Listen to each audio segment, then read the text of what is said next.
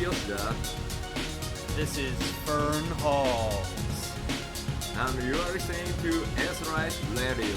Aetheryte Radio. Here we go.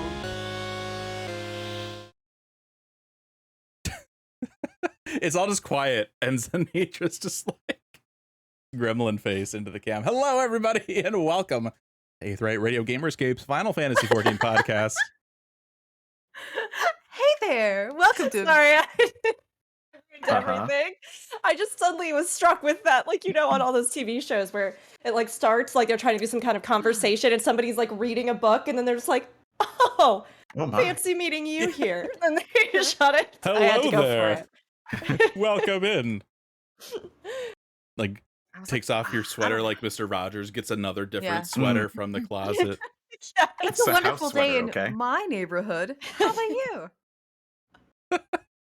Did you Or brush your Bill teeth over and comb here. your hair this Yeah. morning, 5-year-old? You know, I was Aw. just trying something. But Mhm. Fusion, I'll let you get back think to it it. I'll worked. let you. Yeah, thank you. Yeah. Thank This you. is off to a enjoyed it. great start. I think we're going to be super on topic today. It's going to be wonderful. Yeah. I'm FFXI. Joining us today, we've got Zanidra, we've got Aldino, and we've got Rook. Quick couple, three. That's few. Yeah, that's a few. Quick few news items. If you would like to have a little saucer and a teacup and raise that teacup to your mouth hole and look like you're drinking from it, you can now buy that. I've already purchased it twice. I can inform you that the level of the tea in it moves. So when you tip it up, the tea Oh. moves. That's It works underwater too, just to let people know. I have I so mean, that's many important. questions. Yeah. This is a perfect emote. This is an excellent top tier emote, if I do say so myself.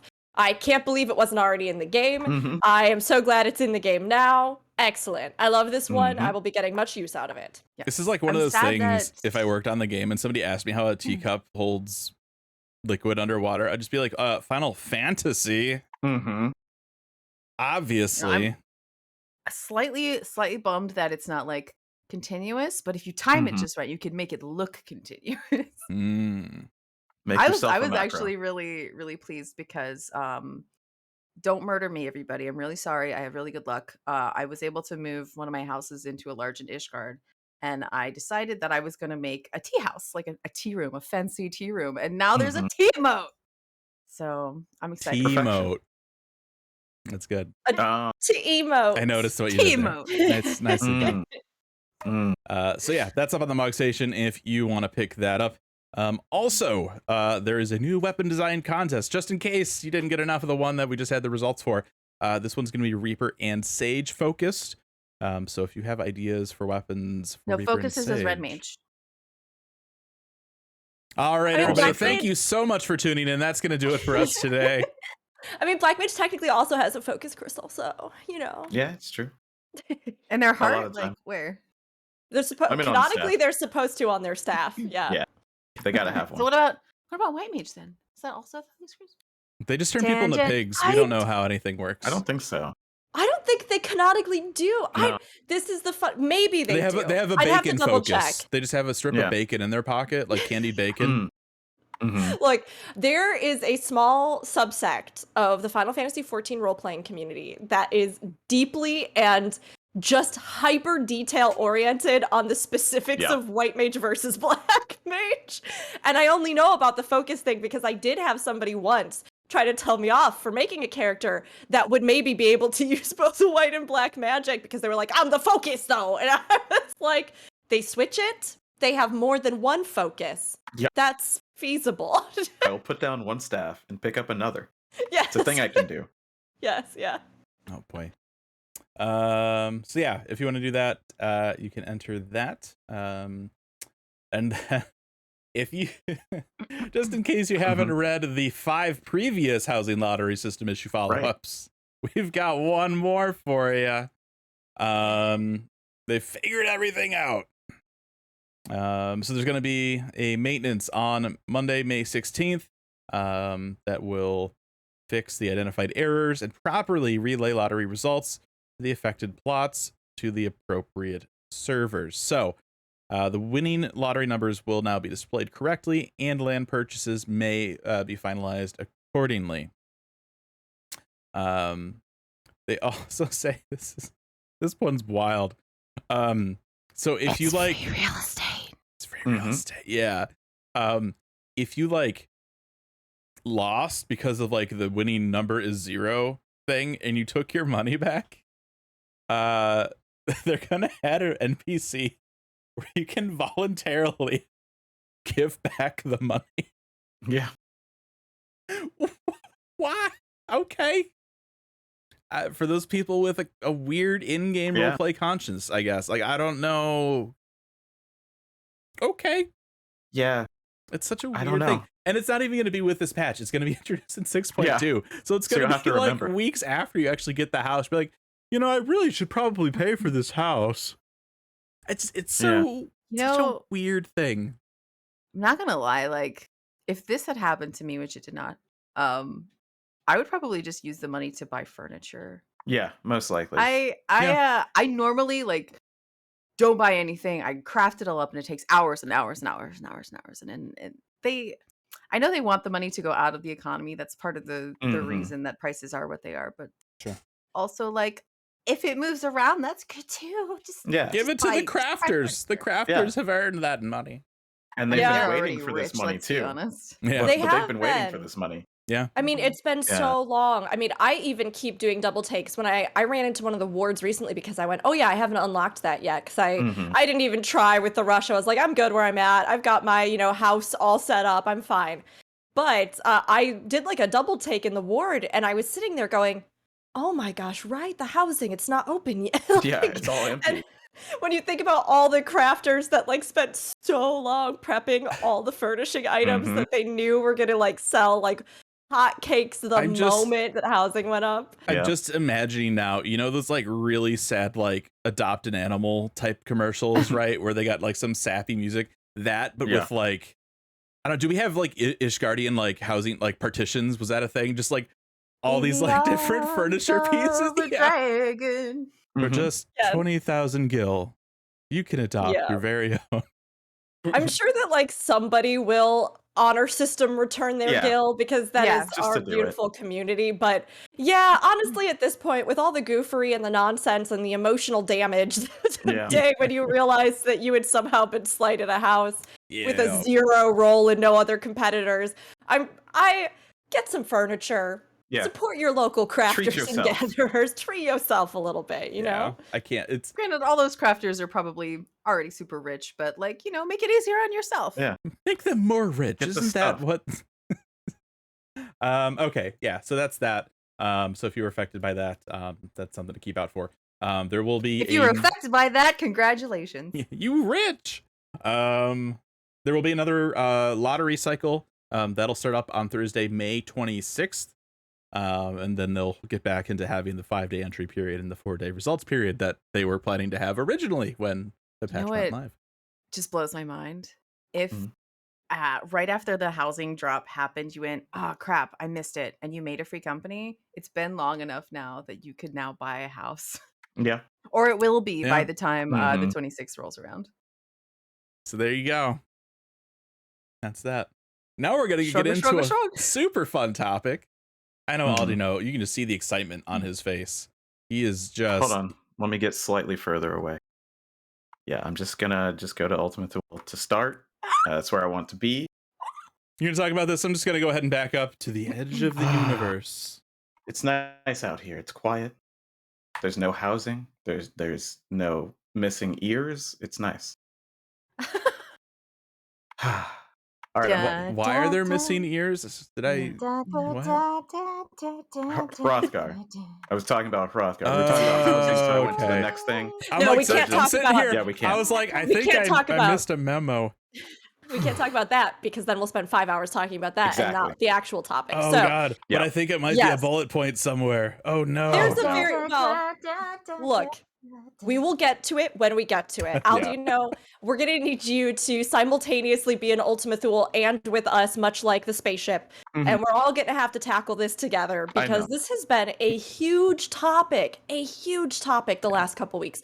in a way that honestly I was surprised by. This rears its head. It periodically comes up, but I think that the world's first race, paired with everything else, paired with recent action, paired with all the things that we're going to talk about A lot today. of new people who need to hear it again. Yeah. Yeah. Yeah, This and is especially new people coming from other MMOs where this is a very different situation. So Right. this it's been week and interesting. this letter from Yoshida. Ragnarok It's your like way back on over here. it's like, you know, like sometimes when you have like one sip of coffee and automatically your body's like, okay, time to go. We're gonna go drop the kids off at Lake Kohler, right? It's like that. That has been this week, and we're here to help Febreze the shit out of it for you. Come back, Alduno. You have vanished. We need you Fine. to There be you are. our All right. Ragnarok. Come Okay. Ragnarok our Okay, world. so I got so many of these ready. so before we get into it, real quick, things we are not going to be talking about. All right, we want to make this clear. We are not going to be dropping a list of all the different third-party tools here. We are not here to tell you this is a third-party tool that does this. Not by name. Not by name. Yeah. We will describe some of them. We're not like here, you know, we're not advertising for them. They didn't pay us for this. We would take their money if they paid us for this. And we don't use them. No. Additionally, we will not be naming streamers that have been seen using third-party tools. The drama ship has just been exhausting to watch this week. I'm going to throw that. It's been exhausting watching Twitter, watching Twitch stuff. It's just, we're not getting into that at all. Like we're done. So there you go. So we're gonna start this out easy, right? If you are new to this entire conversation, what are third-party tools and add-ons? So the gist of it, right? They are programs or files not made by Square Enix that do interact somehow with the Final Fantasy XIV client. It might just read memory. It might try and manipulate data. It might change data via like visual elements. Typically, right now, the idea in the community that's been going around is every single third-party tool or add-on is cheating. No. Some can be used for cheating. You know, if you've listened to the show for a while, you'll know that for a while we've been talking about the idea of that back in 5.2 when they made it so you can't move markers during battle.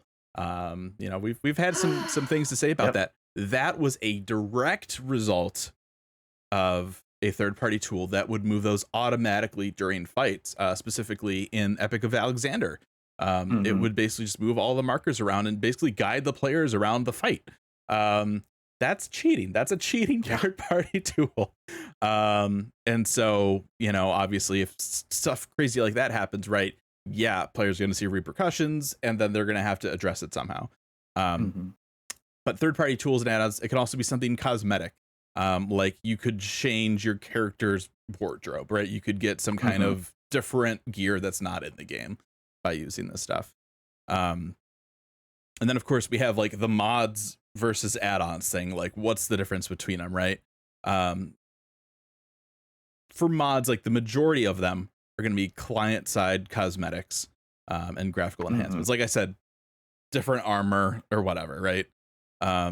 Sometimes there's managers to help like change that stuff around with your files. It's a lot of like file swapping, right? Where you know, we'll talk about 11 a lot too, but I did mod some stuff in 11. Like I'll admit it. It's basically you say, okay, I have this gear, but I'm going to take that model and swap it with a file for this model. Now that gear looks like this. That's what it is. And a lot of them could just be like, you know, plopped right into your DAT folder and it just replaces something and that's it. Add-ons are something that interact with the game client. They can be officially supported by the game's developers, sometimes depending on the game developer, or they'll rely on fan-made or community made tools. So, all right. And I wanted to ask really fast because Aldino, I think that you can clarify this client side versus in the game client. Like, what would you say the distinction is there? For me, of how I understand it, client side is mostly like on your personal computer, your system, right? Yeah, and you know that's kind of why it's a server that they have, and a client that you use as a window basically into the server with a lot of other stuff in it. And you can change things on your side. Like, you can't go and change it on their side, usually, unless you're doing a lot of bad things. But Yeah. client side is on your machine with your files and you doing things. So yeah, that would be the distinction. And the client itself is just the game running on your machine, right? So that would be kind of the distinction there. Yeah, I mean, a lot of the stuff that you're going to see is probably going to be the mod client side type of stuff. I have I have a different UI or something. Like, my windows look different than your windows or something. Yeah. Whereas, add-ons, that's like the bad stuff. Like, when it starts to let you do stuff that you shouldn't do, like clipping into geometry or just moving your character from A to B without anything. You know, when you see RMT just out in the field, and yes, they're like, I decide I want to be somewhere else, and they go like that. Yeah, that's more server side interaction. Yeah, there was a question in the chat that I'll just get into a little bit about a certain, let's say, application that can try to make your ping lower or emulate what it would be like to have a lower ping. And those are kind of like weirdly in between, but it's still more client side. It would be like using a VPN, right? To get to a place, to get there faster. Now, I'm not familiar with the actual workings of that one. Yeah. I don't know how it's doing it, so I wouldn't be able to tell you on a technical level. But it's probably more like that, the in between somewhere. There's actually something really interesting that we'll get to later when we're talking about other games and add-ons that was specifically about that type of add-on in a different game. That was really fascinating. So, I mean, these people use these for all sorts of different things, and how they can affect, or how they affect, either the game itself or your files can vary, right? And that's partially where we get into all these like in between half things. Kind of does it all right, not all right. Yeah. Okay, so then let's just get into the nitty gritty. Like, what tools are there? What are the things out there that we've seen that you can do or modify or whatever? Obviously, parsing is the big one, right? Things that can record in-game damage logs and do calculations and all that kind of stuff. Similarly, rating overlays, right? Stuff that will display those damage logs in real time right in front of you. But also there's a worse side of that where it can do call outs for you. It can tell you, hey, this thing's about to happen. It starts to get a little, once you get into the little deeper down that rabbit hole. But there's also graphical shaders, right? I'm sure if anybody has a Twitter account and follows anything 14 related, you've probably seen people taking really pretty pictures because they're using graphical shaders. Which is one of these client-side things where you can basically change how the game gets rendered. You can adjust the contrast, and the shadows, and how things get rendered. Again, character mods, it's just simple cosmetic stuff, client-side, your end, nobody else would see it. Housing plugins that allow free placement of items when the housing menu, it's basically like the no glitch floating stuff. When people do like super crazy stuff with housing, that kind of stuff. Basically, that makes it so that you don't have to glitch weird. You know what I mean? It's like as if it naturally were just, I pick up the thing, I place it. It's Final Fantasy. You can float that furniture wherever you want. And then you can, of course, design and plan spaces without needing to have the items in your inventory. GPOS tools, again, similar to some of the stuff with graphical shaders or character mods, right? Where you can preview all the gear in the game on your character. You can load in other character models. Back in my day, we just had a third-party application called what was it, Altana Viewer? It was like a model viewer. Sounds right. Back in my day. Like that. Was that 11? Was that 11? Yeah. I forgot about that. We'll be but talking about it. Also being able to like more specifically custom pose characters for like shots outside of just emotes, or like lining up emote timings to try and get some kind of look or gesture or movement. If you guys have seen all those videos recently of people, like 5 people dancing in sync together, that is way a mod. Yeah, absolutely. And then of course, quality of life plugins, which are the weird ones, right? Yeah, it's quality of life, but like, This is stuff like a global data center market board or chatbox. Chatbox. What's a chatbox?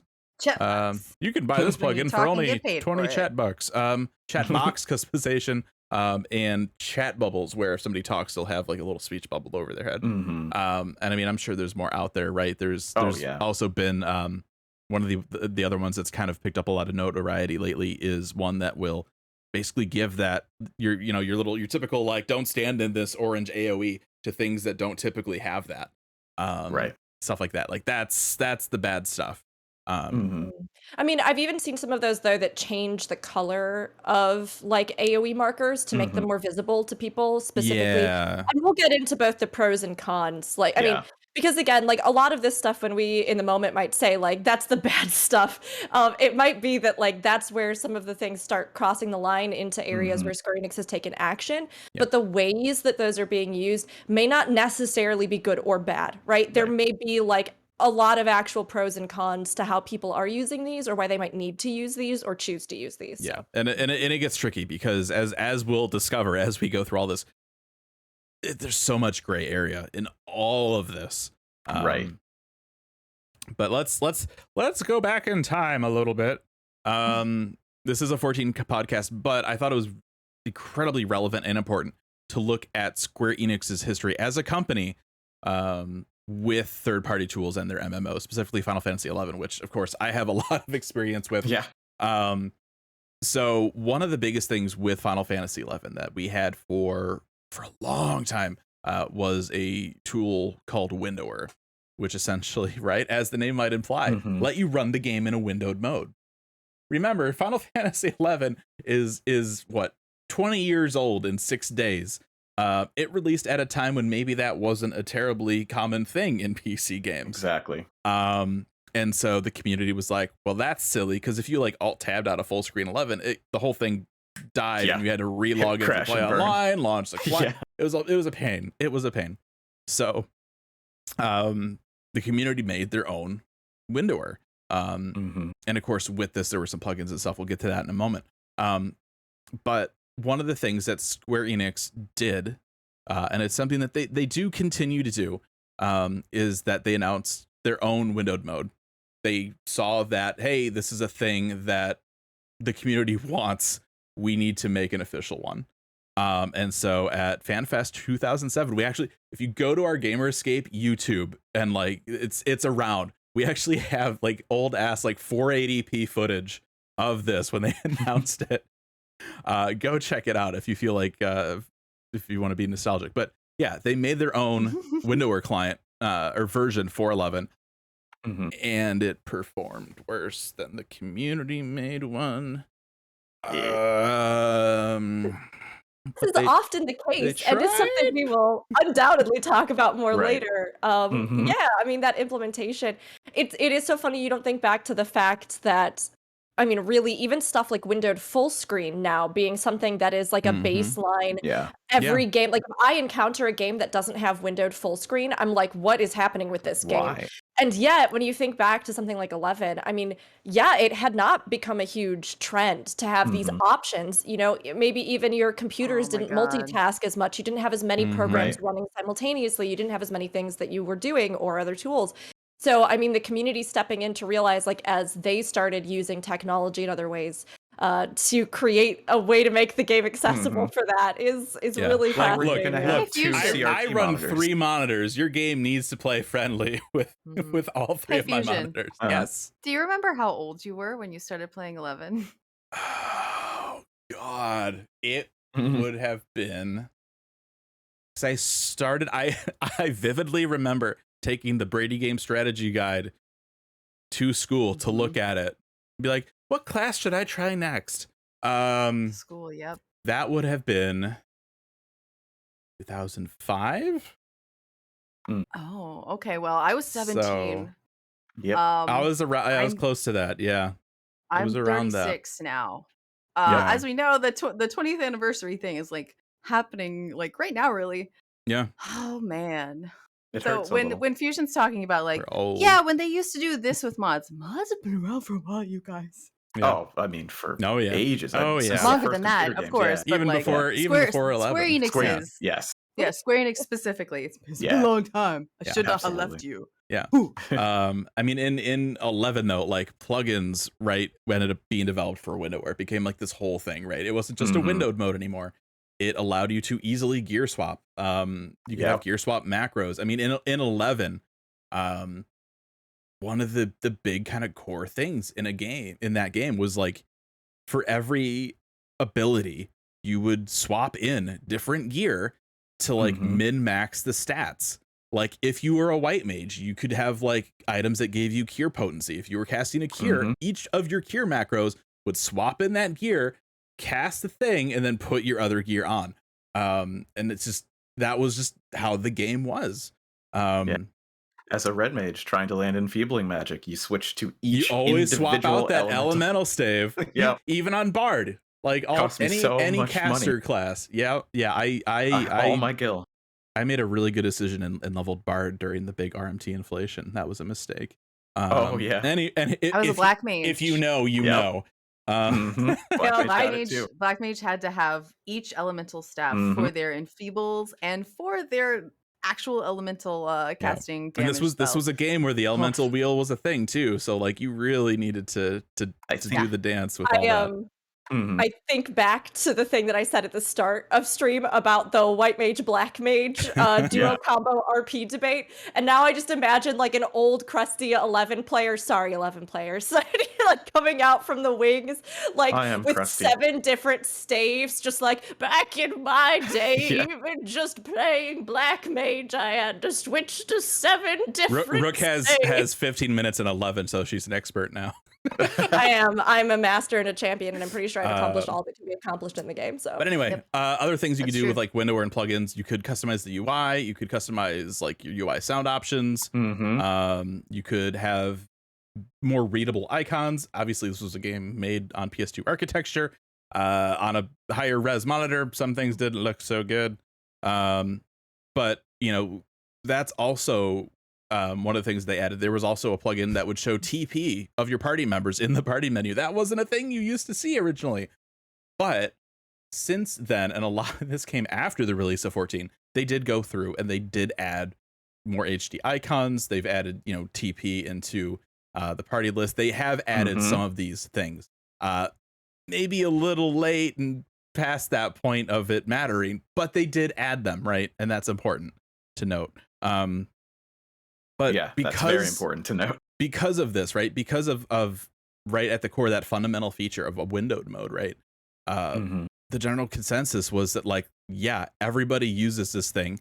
Yes, it's against the rules, but it's because of the failure of Square Enix to accommodate this, right? That's a big part of a lot of different add-ons, especially things in ways of like UI mods. Right, it's we need this or we want this, and the company or the developer hasn't delivered, so we need to do it ourselves. But did we though? I mean, the windowed mode thing is pretty bad. Yeah, I played rough. That's rough. Yeah, I mean, in that case, sure. I played on console. Yeah, my entire time playing 11, so I never had that issue. But it was a console, and I didn't need to tab out. So. I remember on PS2 going to change because the game launched. I mean, it didn't ever add anymore, but it had like, I don't know, 8 different UI like backgrounds. I remember playing on PS2. The game would just lock up for like 10 or 15 seconds as it changed that background. Oh, it took forever. Yeah, I only played on PC. It is an interesting thing to think about, particularly with 14 and the fact that it bridges multiple platforms. And not only that, because both of those sides of the community, and going all the way back to 11, this has been a thing, and it's been a really unique thing about the Final Fantasy MMOs, because they were bridging that, and then they also were trying to make cross-play compatible, like with 14. It's just, that's a very difficult thing, right? Because you do have an entire portion of your population that might be experiencing the game in a very specific way. So if you're only developing for one platform, then you do lead to these weird issues. Like Zen, the fact that for you, it wasn't really a problem because, you were going, oh yeah, well, I'm on a console. But for PC players who were doing other things or multitasking or using other resources on a platform that was capable of it, suddenly this was something that was like, well, why can't I do this on my computer and window the game? Like, why can't I tab out of this game, you know? Yeah, and I mean, especially for like the end game players, the idea of like these gear swapping macros. I mean, you had to play on PC, right? You had to use windower, and it's. But you could do that on console. You could. I did. You but yeah, there's just extra that you could do. Yeah, so like for example, right, for people that didn't play 11, you would get like 5 or 6 like lines in a macro, right? But if you wanted to swap out like all of your gear, you would then in theory need to hit like 2 or 3 different macros, then hit the weapon skill or ability macro, then hit another 2 or 3 macros to put like your normal like auto attack gear back on. You could do it. Yes. Yeah. Or you could use a widower plugin that lets you put all of that in a text document and it just calls that up and you're done. You had to there was a macro line you could put in your macro that would send it to another macro line. So you're like, hit button, put on 5 pieces of gear, go to next button I need to hit button, put on 5 pieces of gear, hit next button, hit staff. Yeah. I mean, to follow up on that too, like this is another thing where they did add a way in game to work with this. They have different what are they called, like Mog wardrobes or something, so like you can have gear sets now and you can call those up, and then you can also set them as like static or whatever, so you essentially can use it as like a glamour too. I mean, this is a lot of stuff that like I've dabbled in a little bit, but I mean I stopped playing a while ago, but these features were there. So I mean it's stuff that initially, right, the community's like, we need this, they took it upon themselves to do it. And then eventually Square Enix is like, we should probably add that officially. Yeah. Well, that's something. Oh, go ahead. I'm sorry. Go ahead, Aldino. It was just like you can do it on a console with the redirects, but it was ever so slightly faster with the third-party tool. And a lot. I played Red Mage, but I really hated that they could solo because it changed the way that they balanced it. Sucked. Anyway, one of the people who was really great at soloing used the kind of push around macros to one to another, and when more of the like gear set kind of third party stuff came out, it all of a sudden became a lot easier for other people to do it because you had less of a lead time, and so you could get closer to death without dying, right? So it was like it slightly better. It was still garbage, like it is like it is garbage. There was also that component too where there was a plugin called No Blink where originally, if you swap your gear out during battle, your character kind of like poofs for a second, right, to reload the model, but then it will also like untarget the mob. And so there was a plugin that helped address that. Like there were really a lot of great quality of life things, right? And it's so interesting because oftentimes players, since they are the ones who are engaging from like a purely recreational standpoint in the game, right? Like they have chosen to come and play the game. And so as they go through that experience and put the hours into it, they themselves get into the flow of understanding, okay, so like what's your battle system? How do you use it? Okay, how do I make that more usable for myself? How do I continue to improve off this? And that becomes like a focus of theirs in a way that developers who have this much larger scale, they got all these other things that they're thinking about. And then of course, teams that are dedicated to certain experiences. It's just different in the way that either side engages with it. So to have something in the game like this kind of combat system, and you're taking a stock of, you know, what are the different components of this combat system?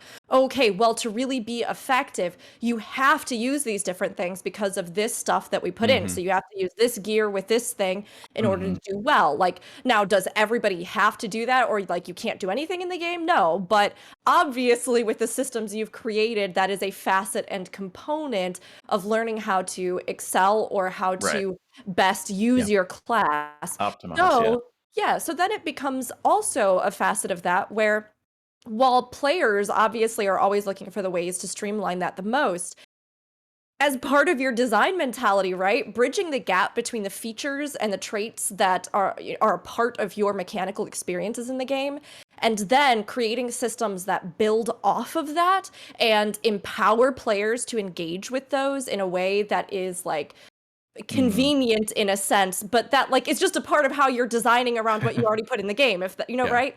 That's what developers want to do and need to do. So where we start seeing, I think, some of this this lag like you were describing with 11 or things where you have these systems, but maybe the actual development doesn't catch up as fast with the ways that players are discovering, I need to do this to play what you've made. And then it becomes this thing of like catch up, or do we ignore it, or do we think that, but oftentimes it is just a need based off of what you've already implemented into the game. Right. This is a key distinction between UX and UI. So UI is the user interface, right? It's the thing that you press buttons on and it does stuff. UX is the user experience, and that is a lot of research that companies do nowadays. Like, this is not I think it was more around the time of 11, honestly. People were starting to realize that, yes, the UI is good enough. Well, if we listen to the users, they say that it's not, but it is functional, but the experience sucks. So then you get into user stories. You actually research and say, how does it feel to do this? What do you and don't you like? And yeah, this was a little bit before that thinking. Everything was a monolith, and it was, they'll figure it out. It's fine. You'll figure it out. We know you will. And it's not callous. Like I'm saying, and it sounds callous, but it's the way that it was. Yeah. You design it and the UI is fine. Yeah. And I mean, there's always that mentality too with it being an MMO, right? Of, we can just patch it. I mean, I think it's important to remember too that this was a game helmed by Hiromichi Tanaka, who we all know worked on 1.0 and then didn't. And he's Polygon. They actually, during one of the last big fan fests for 11, they announced that they were going to have a new UI. Never happened. I think it went onto the test server once or twice, but the reality of it was they were still having to use a PS2 architecture to make this UI. And eventually, it was a problem of what they were developing with the new UI couldn't keep up with the stuff they were adding to the game, and they ended up just stopping it. But yeah, anyway, so yeah, I mean, obviously at this point, right, like Square Enix had to be aware of windowware, right? Everybody was talking about it. Everybody was using it. For a while, they used to have things called premiere sites for Final Fantasy XI. It was like part of their fan site thing. You would have some fan sites, but then you'd have like premiere sites for a long time. One of them was a back, remember forums? It's like Discord, but not quite as quick. There was a forum that had a section for downloading different like mods and stuff. Like, there's no way Square Enix didn't know about this. They knew about it. They know the things existed. They know where people could find this stuff, right? Going even further back in 2014, right after 2.0. Yeah. we're slowly starting to get into 14. Right when 2.0 was announced, they did a series of interviews, and one of them was with one of the biggest Final Fantasy XI like fan forums. And they'd asked a question, because originally for 2.0, they're like, oh yeah, I mean, even back for 1.0, they're like, yeah, 14 we'll have add-on support. That was a thing that was gonna happen. Was a thing. And so they asked, if they're gonna release like a developer kit to help create add-ons for the game and stuff. And it's just like, yeah, we'll probably look at it. They talked about the developer kit being released in Flash. This is how old this is. Remember Flash? I remember Flash. Wow. But the conversation, ends up going to talking about plugins and mods for 11. And Yoshida asked them, like, how many people do you think you have as part of the add-on community in your group? And they just say a lot. And they talk about, we have this plugin that was made from this and that and that. It's the one line on here, Square Enix laughs, don't incriminate yourself now. Yeah. Like, I don't think they had an interview since this one. But like, it's one of those things, right? The point we're talking about this is Square Enix knows about the stuff. They know it exists. They know who's making it, and it still exists. One One thing I loved from this interview, because we do actually have, and I mean, again, you can find a lot of these interviews up and around if you search for them, and Gamer Escape has a ton of them as well. But one of the things from this interview that Fusion specifically was referencing about add-ons in the early stages of the 2.0 release for 14 says, as you know, Japanese game development has been console-based for a very long time. This whole concept of add-ons is very popular in the West, but not something a lot of developers are used to in Japan. They don't know how big of a community there is in America, so getting our developers to realize the importance of this and not just tacking on something in the middle of a game after it's finished and having problems created that way, we're getting the game ready to accept add-ons. Like, so they seemed aware of the usage of add-ons even at the start of this, and especially how popular they were across international audiences and in the West, where games like World of Warcraft were setting a huge precedent for this. Although World of Warcraft, this was 2014, right? Yeah.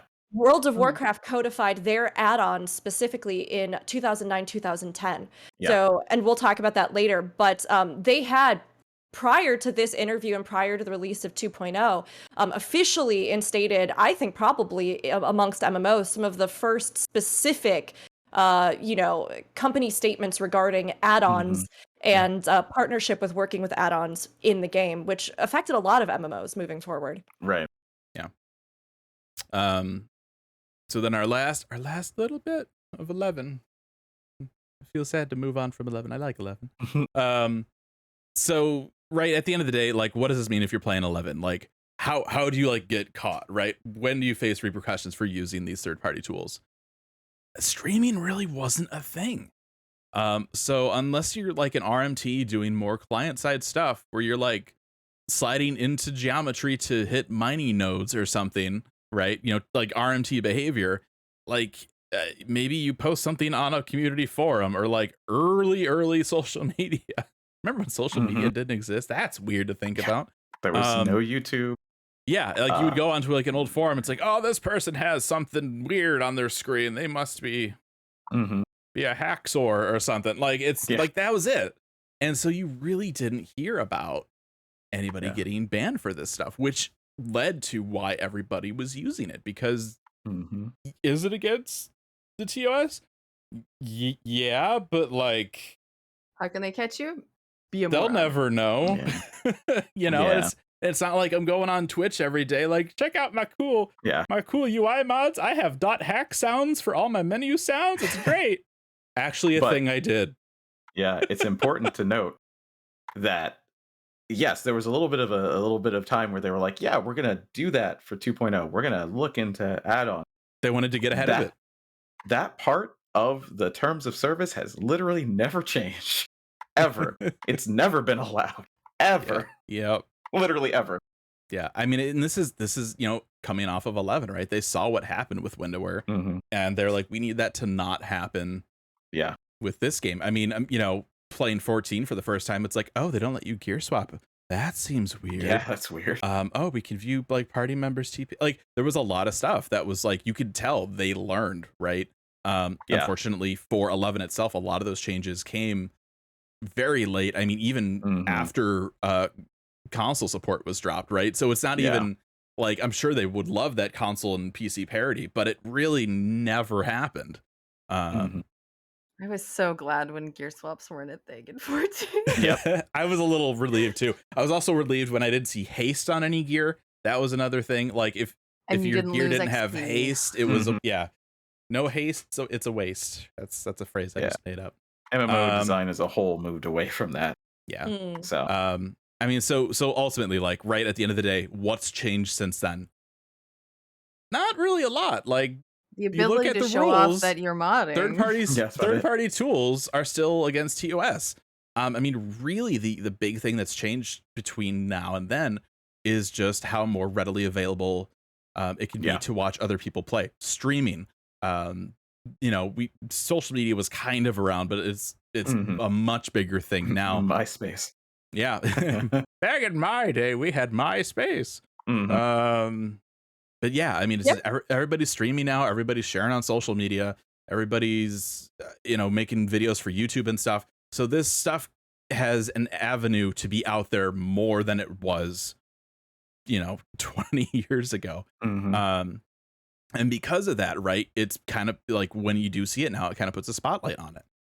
We've seen like a mob mentalities form around certain streamers and content creators, especially this last week with with people being targeted to the point where like 4chan or 5chan or whatever the fuck chan, like they're like, here's a template on how you can report this streamer for using third-party tools on like it got bad.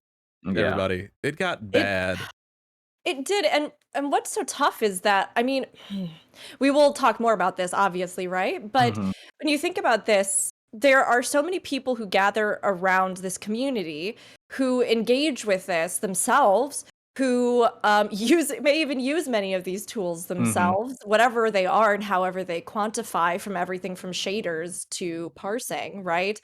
And as well, people who even, create communities that are flourishing and vibrant and really great and fun over stuff that may even make use of some of these, whether that be like a community that's based around raiding, although of course it has its good and dark points, I guess, in that community. But even people who, form communities all about G-posing or about stuff like that, or a specific character that they have that they can realize a certain way. So it is incredible, because I didn't even think about it until you mentioned with 11 Fusion and the start of a lot of that the way that we share and that we connect and build communities, as well as expressing our own individual and unique interests in this game to relate to those who may also have those same interests, is so much more visible across so many more platforms. And of course, we want to show the things that are a part of the experience that we're having or that contribute to it. So, I mean, yeah, nothing has changed in the terms of service. Nothing has changed from 11 to now. But the ways that these things visibly impact communities and are showcased, and how companies relate to or connect to these, has changed. And because of that, it gives a totally different context, both from players and developers, as to what's going on right now and what it means for the game and what it means for individuals. Yeah. It has been sad, though, to see this past week. I mean, we'll talk more about a lot of the reasons why. I think this has been a powder keg of a situation for a long time for many reasons, and that there are many ways people can avoid a lot of what has happened in the community and this mass reporting. But at the same time, it has been very bizarre watching this community that we love just explode. It's and like we kind of alluded to earlier too, there's a lot of newer players, right? 14 has only been growing in popularity, and they haven't really necessarily been active, right? When we've had one of Yoshida's don't use third-party tools, everybody, right? Like, so also too, real quick, Jay in the chat says 5chan is a JP version of 4chan. So yeah, this wasn't even necessarily starting on the North American side. This is something that the Japanese players jumped on, and then we started doing it over here as well. Either way, awful stuff. Like it's been a week watching some of this stuff happen. I mean, one of the other things too that's kind of changed since then too is just how more out there. Like, I mean, search engine technology, right, has gotten better as well. You could just go to Google FFXIV mods. There it is. It's like Square Enix could do that. Like, there's no way they didn't be like, oh yeah, I wonder how we can find these and block. There's huge sites that just have a bunch of mods, and they're not shut down. They haven't been like DMCA'd or anything. Like, they're there. So. Yep. Yeah, this is leading to something. Don't worry. We have a plan. We have like, what is this, an 11-page outline? Yeah, and I have like a research paper read to you. This is us. I mean, there's so much that goes into this issue, right? Yeah. This isn't just any one thing. It's not just this one world race. It's not just this one moment. This is a problem that has been recurring in communities and in MMOs, going back, like we said, all the way past 2009. Past, Final Fantasy XI dealing with this, past World of Warcraft, finally creating specific guidelines that they enforce regarding add-ons in the game. This is something that has affected the MMO landscape for a long time, but obviously we've just seen in the last few weeks, I think what has really been kind of, like I said, the explosion, the tipping point, where some of this has become far more prevalent as there's a lot more demand for the issue to be directly addressed. Mhm. Definitely seen specific things called out in the past, things that parse, especially things that move the Yeah. markers around, and how like ultimate raiders cheat very specifically. Mhm. Um, but this past week, it's been everything. Everything that Yeah. is a mod, people are throwing on the table and being like, if this one is bad, this one is bad too. Mhm. Yeah. And there's a lot of, I don't want to say that usually we all kind of cover each other's backs and let each other cheat. This week, that has gone away. There are It's people going in and being The like, community you, is Oh, yeah. very much policing themselves. Exactly. I was you're going a to say stool eating itself, but that's pigeon. fine. I mean Um, that's accurate. It's because it's like, well, if I can't do the thing that I want to have, then no one should have anything. And it's just that. I mean, Mhm. it's human. That's Yeah. 100% human. And Like we don't have to go into we'll examples of definitely that. we'll definitely touch on this a little bit Yeah. more later. We got some more quotes that we'll pull from Yeah. Yoshida-san. So why do players use add-ons? Why do they use plugins? World race stuff, right? You know, we've talked about this a little bit already. Whether it be parsers, whether it be other things that call out attacks, whether it be more nefarious things like, you know, moving those markers around. Self-improvement, right? They want to see those numbers. They want to say, okay, what am I missing here? You know, where did I goof? Yeah. Can I actually say something about world race competitions as a Yes. bullet point on this? Sure, yeah. I just want to say that, so I had not paid any attention to world first nonsense at all in the career of the time that I had played MMOs until like the last perhaps 2 to 3 years. And I really only started to deeply get invested in them probably within the last year and a half. And I think part of it was that I didn't really understand what they did for games. I hadn't come up in, you know, a lot of the MMO communities where a lot of that is hugely visible. And in games like World of Warcraft, it is like a business. The race to worlds first has become something that is massive on a scale that I had no conception about until I started shoutcasting for the events. I always had a passion for endgame content, but it wasn't until I really started to get involved with what those broadcasts entail that I realized how important world race competitions can be for communities and games. The amount of visibility that these races generate is staggering. On like a given day, the directories for things like Twitch with Final Fantasy, the numbers may be middling, especially compared to other massive games like, we're gonna say Fortnite and stuff like that, where there's a larger viewership for different reasons, right? But when we get to world race competitions, during those periods, the numbers for viewership double, triple. Sometimes, like, it's unbelievable the sheer amount of people that tune in.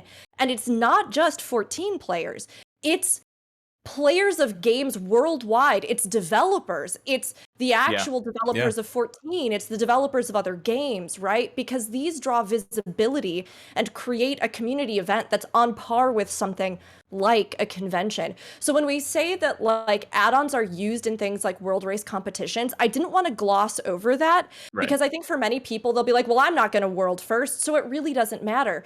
But having been in those chats, having casted those events now, and literally having people ask me every 5 seconds in chat, who's first? What's the highest percentage? When did they get there? When did who's completed? Who completed phase 1? What time did they complete it? What was their time that they completed it?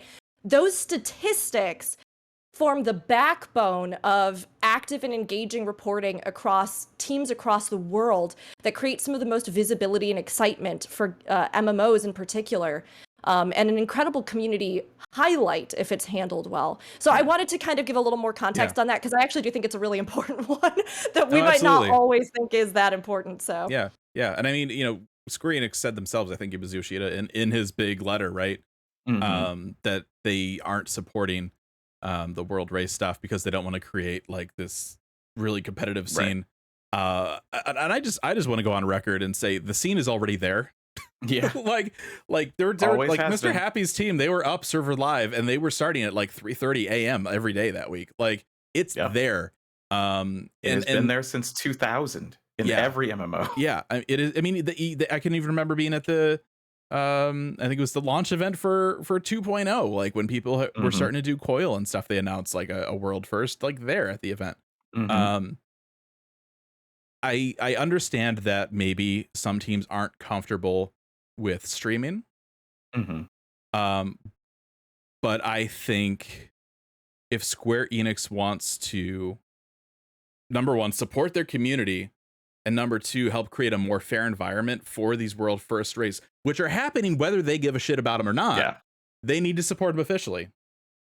Like, there's no reason not to at this point, right? And I get like some teams may not want to stream or whatever, but like so many other games out there have these, and they're fun. They bring in numbers, which numbers equals revenue. Like, it means eyes on the game, means more subscriptions. Like, they're foolish not to support this. And I think this is one of those things where we talked about earlier how Japanese developers aren't really with it when it comes to certain like Western things like add-ons.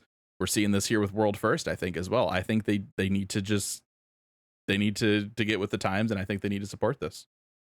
I think all they really need to do, and this is just my opinion, I think all they really need to do is verbally and visually support it, because the community has it handled. Yeah, that's it. Well, I actually would disagree. Okay. I would disagree. And you're probably more knowledgeable about it than me too. So. Well, but literally I only have this knowledge from the last 6 months. And the only reason is because I, again, was a part of World of Warcraft's race to World First. When I look at the amount of effort, and I'm actually looking forward to it, please look forward to it, everybody, because we'll be talking to some of the people who made the race to World First happen for Final Fantasy XIV, right? When I look at the amount of effort that goes in individually, people don't realize the sheer scale, time, energy, talent. Like, you have people on production that are running a million different elements. You have to pay graphic designers. In theory, for these as well, you would want to be paying any and all on-screen talent. Anybody who is literally sitting there all day, every day, like ushering people in, doing what I would call the equivalent of stage managing because of my theater background, but like doing those sorts of things, right? So what we were able to accomplish with the Race to World First with Mog Talk was phenomenal, because the sheer amount of individual effort is through the roof, and not a single person was paid. All the money went to charity, and everything went back. Having witnessed only months before the Race to World's First for World of Warcraft, the difference is night and day, because the company, while they don't officially do all the stuff, they themselves promote, endorse, talk about, do interviews, do appearances. They'll show up on the different streams, all this stuff. And because of that, these teams are given sponsorship opportunities that 14 is not at this point. And it's not for lack of effort. The coordinators have tried very hard. But because there is no larger scale official endorsement, companies will not step in to fund this. And because of that, World of Warcraft, they rent entire gaming buildings for their Race to World First. This isn't a joke. People were flying out in groups, and they had all of this tech that was donated. And also, because of that, they're all in a place operating off of machines that, again, have more supervision, have more specific guidelines as to what is or isn't allowed within the competition, has more like control. They have people flying out there that they pay the whole time for their talent to cast this, broadcast this. They have teams that can keep it running for far longer than we could. I mean, with the 14 one, we couldn't cover the entire event because we literally were making people work ridiculous hours and trying to give breaks where they could. But people have lives, and they're doing this unpaid, you know? So I sorry, I know that's a little bit of a diversion, but we don't even realize how these things affect stuff like this, right? Like, I think that, yes, if Square Enix wants to encourage a healthier raid scene and discourage things like these kinds of add-ons or shortcuts, they do have to be a presence in World's First raiding, and they do have to set these guidelines and precedences. Because it does benefit overall the scale of what's able to be realized, as well as the, I think, overall control of the event. Yeah, it's really, honestly pretty amazing to know, especially the thing that's very specific and relevant to what we're talking about today is if they're there, everything is going to be watched over. Nobody, well, I'm sure there won't be 100% of the teams there like present, but everybody there is going to cheat. I mean, that's always the thing too, right? When you're covering this stuff, like I said earlier, like not everybody's going to want to. Like, they might want to try and get, be first, but they may not want to necessarily like play ball, right, as it were. It's also interesting to note, though, we're talking about WoW. and they are very add-on friendly. And some of these teams literally have people on staff to create them for them to make the fights easier. That is where it gets to. It can be great, but it can also give you these kind of anti-patterns of split runs and literally bribing people to give you gear because you need gear Correct. so that you can fight against the other world first. So it's great, and I love watching it. I would never do it anymore. It's just it is a tough distinction, right? Because if you support it, then you're supporting everything they do. Yeah. Even if you don't, Yes. you are. And as was pointed out in chat, it does also mean that at that scale and level, those teams that can't afford to have those teams, that can't afford to have, like you were saying, literally people who are custom making add-ons for them while they try to prog, they have entire rooms of technical planners who are, while they are rating, dissecting stream footage of other teams to then give them strategies. I knew nothing about this until I started casting, and it actually has been it's phenomenal to learn. I honestly think it's very illuminating, but add-ons and things like that can change a scene for good or ill. But I think that in this overall discussion within 14, it is important, especially as we wonder to ourselves, why is there more visibility for other games? How are players being enabled or, to engage with games in ways that takes it to a different level? And what does it mean when the company is hands-on or hands-off with a game, for even internationally, the way that it's received, promoted, events are scheduled, personalities are dealt with, things like that. So yeah, we can keep going. Sorry. Yeah. So real quick too, somebody in chat had asked about what Yoshida actually said. I'm going to preface this really strong by saying that Yoshida doesn't want any of this stuff taken out of context. I will read some stuff here. Go read the entire post that he wrote if you have not already. He says that a race should be fair. It's our earnest wish that participants don't use third-party tools. We've only released duties that we have proven can be beaten with the game's standard features. And then he also goes on to say, because such races are unofficial, we usually limit our involvement to some comments after a number of teams have cleared the duty. By offering our congratulations via the official Twitter account and confirming timestamps, we want to recognize your achievements and contribute to community excitement. However, if our recognition encourages excessive competition and controversy to the extent that players resort to third-party tools, I regret to say we may have to reconsider making comments in the future. So basically what he's saying is like, yeah, like it's cool. We want to be hype with you. But like, if people are going to be starting to use like a lot of third-party tools around this, we also don't want to promote that. And that, it's a tough situation. And this, and this leads to another thing. And I think it's down here later, but it's kind of relevant now. So I'll throw this out there. The idea that if you're not streaming world first, you're cheating. So it's awful, right? It's going to be a thing that some people assume now. And that should not be your default mode of thought. Going forward. It's just that people don't want to leak their strats. It's not that, they can't see that we're using this cool plugin, right? Don't assume that. That's just going to make this whole week even more garbo in the future. Don't do that.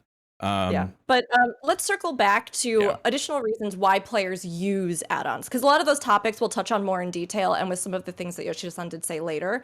But again, touching base on why players use these. So the first point, world race competitions, obviously we covered a bit of why that's important. Self-improvement, you were just starting to touch on, Fusion. I don't know if we want to head into that territory. It's parsing, right? And I dabbled a little bit on it. It's the idea of you can look at your rotation and stuff, see if you fat fingered a button somewhere where you shouldn't have or didn't hit. It's just that kind of stuff, right? Especially for something like a world's first race, or even it all depends on play style and attitude too, right? Yes. Like I'm not gonna sit there and be like, oh, I missed one GDC, I'm the worst player ever. I don't like whatever. Did we beat the fight? Great, whatever. And some people do, and some people love doing it, right? It's Let me ask, Al, do you know? Okay, so I think out of all of us, but maybe I'm wrong because Zanidra, I think also can. I think you got a streak in you that is a perfectionism / self-excelling standard. But how do you direct your personal growth? Do you think that tools like these can help with self-improvement? Oh, absolutely. It's the only way to know. It's the only way to know, because things are just far too fast and you cannot quantitatively compare one run to another. without the help of some tools sometimes, that's Mhm. just the way it's going to be.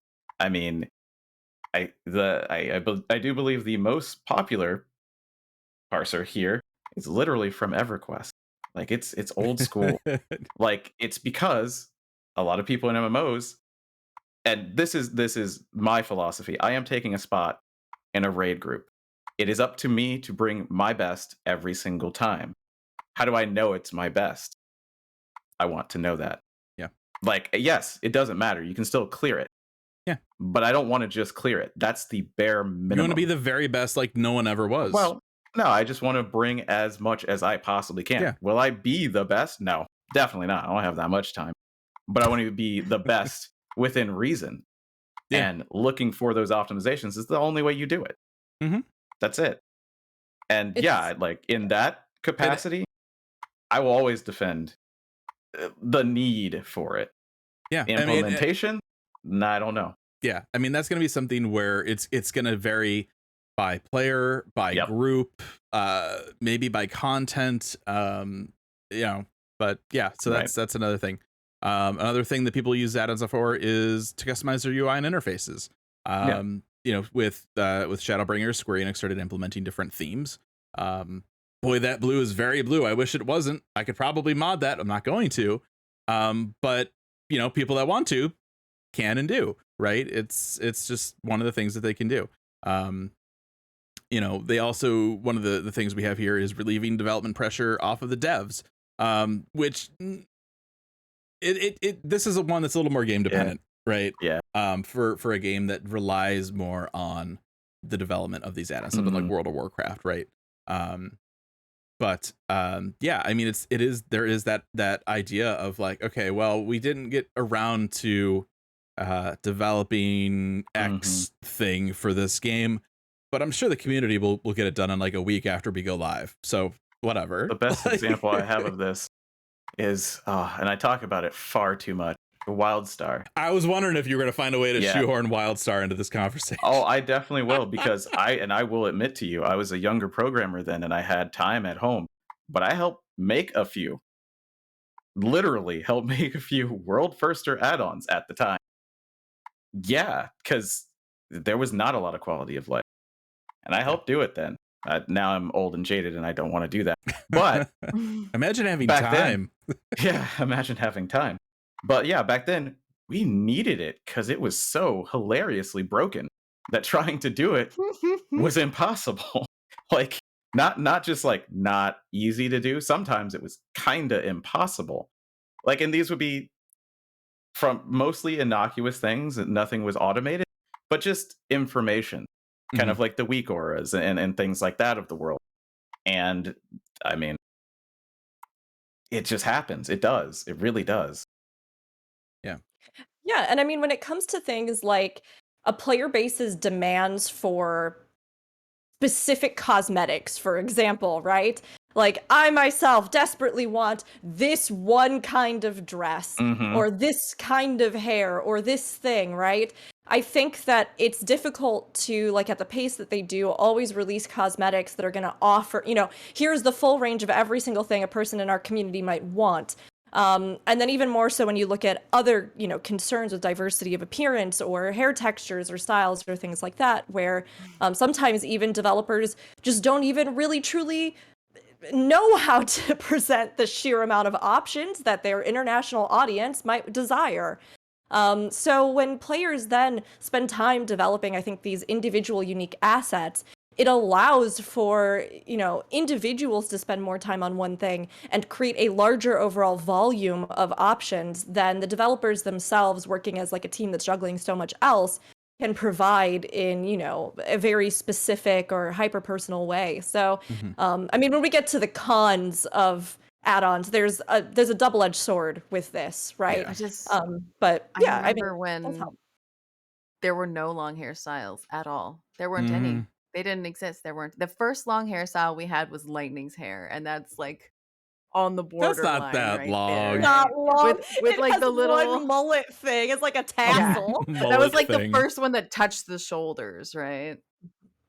They still have a problem with that. Many other MMOs have hairs that'll even go down to a character's butt. but there's like something about. Where is our butt hair, Square Enix? Please tell I me don't when like we're that getting question. it, because I love butt hair. You heard me.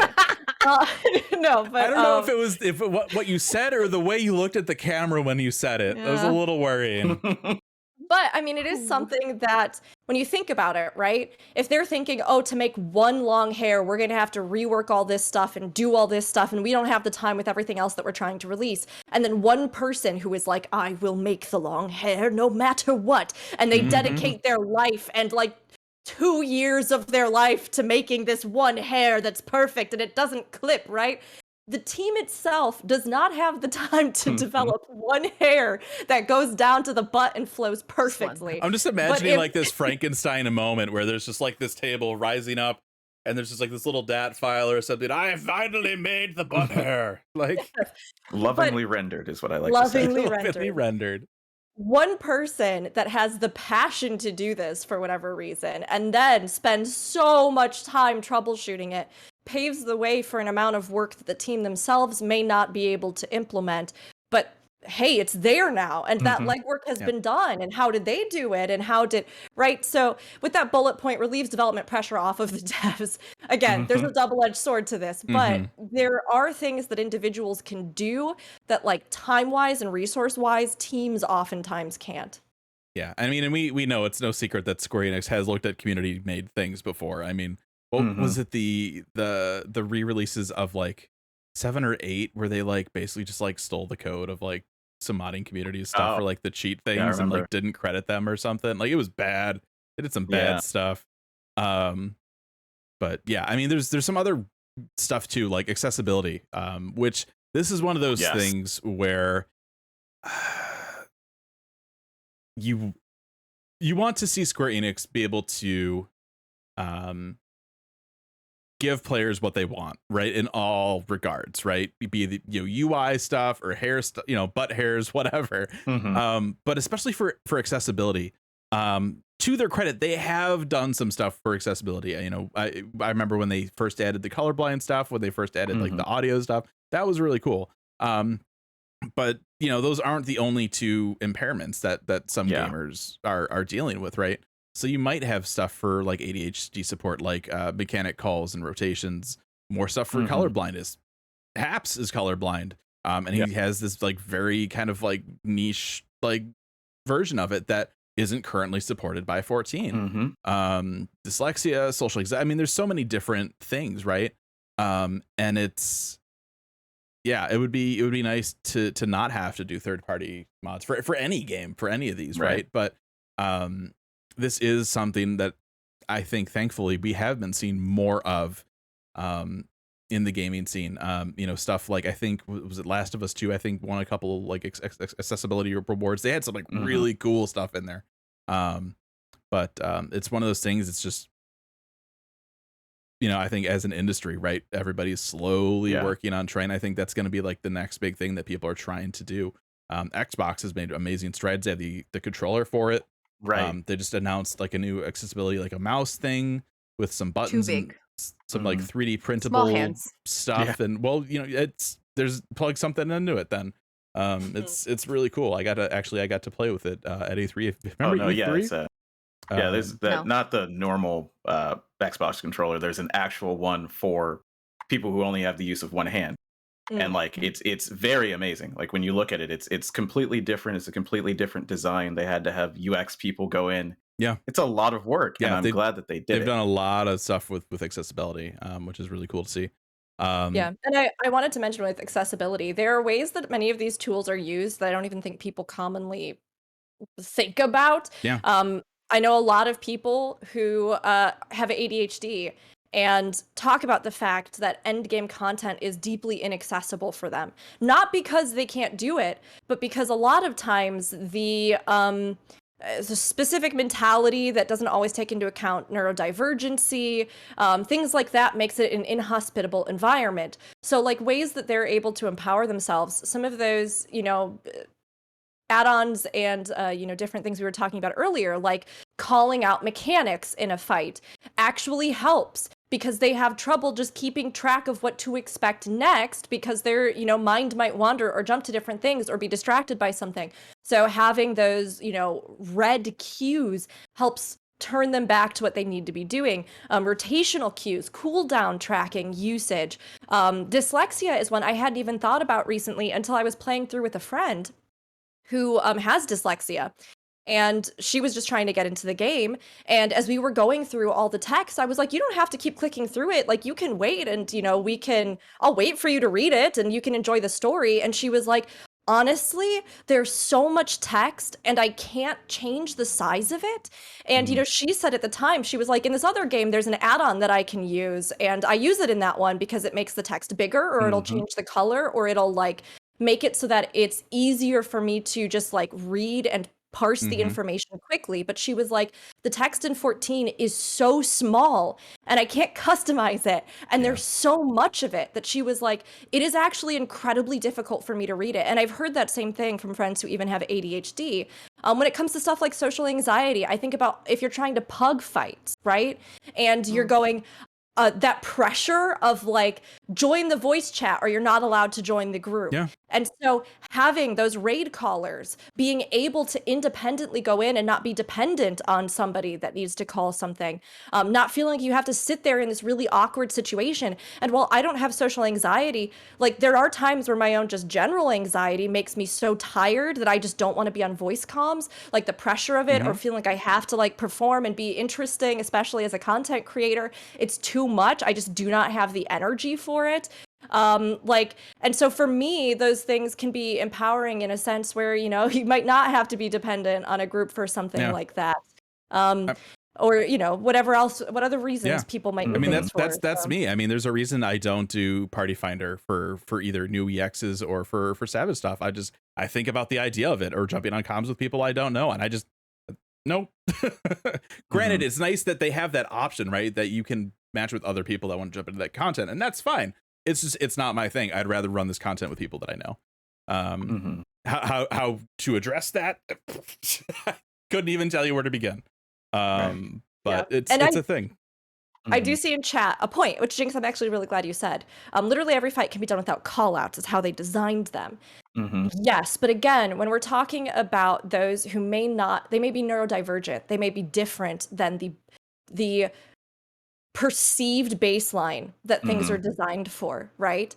Again, ADHD making it very hard to multitask, keep on point, do very specific things.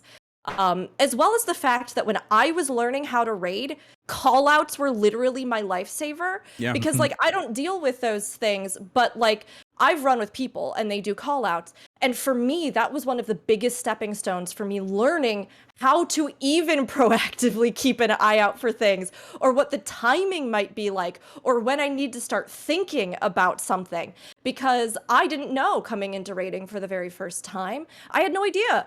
I was like, anybody's guess when AoEs happen normally, and I need to heal them because YOLO. And now, having gone through so much, knowing the pace, having had people who did callouts, having done callouts myself, right? I see the value of those things. Now, of course, there is more to be said about, again, the double-edged sword of all of this. Right. So there are ways in which I do think that these, maybe don't always need to be used or should be used, or that people abuse these things. But if we're talking right now in this category about pros of using it, those to me are the pros of having those kinds of things. Yeah. Another reason people might use add-ons is replayability of raids. I mean, especially when you think about in 14, and especially right now where you have to repeat, P1 through 3 to even get to 4, right?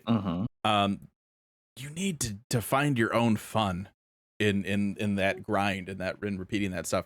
So having something like trying to parse higher, for example, right, would be, something that you'd be like, oh, let's try to do more damage this week.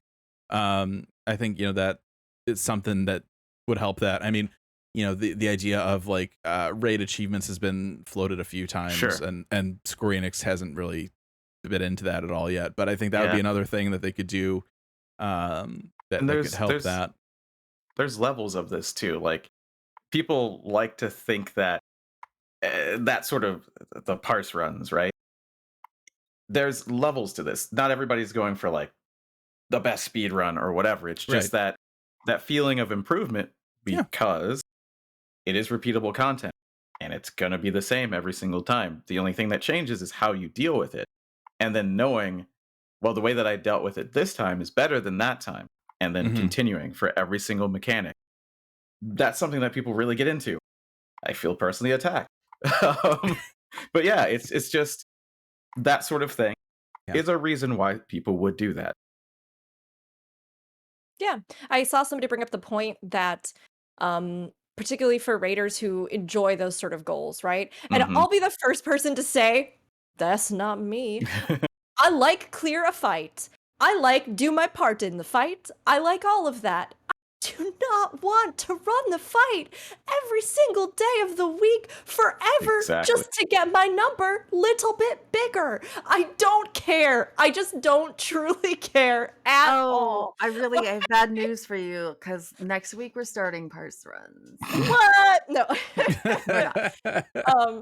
Yeah. No, it's like whenever I've used those tools in that kind of regard, I usually just use them as a basis to understand how I am working within the group as a whole. Again, these are against terms of service, don't use them, but from, you know, like an interest point as numerical data being of interest to me in games where maybe you can use it or not.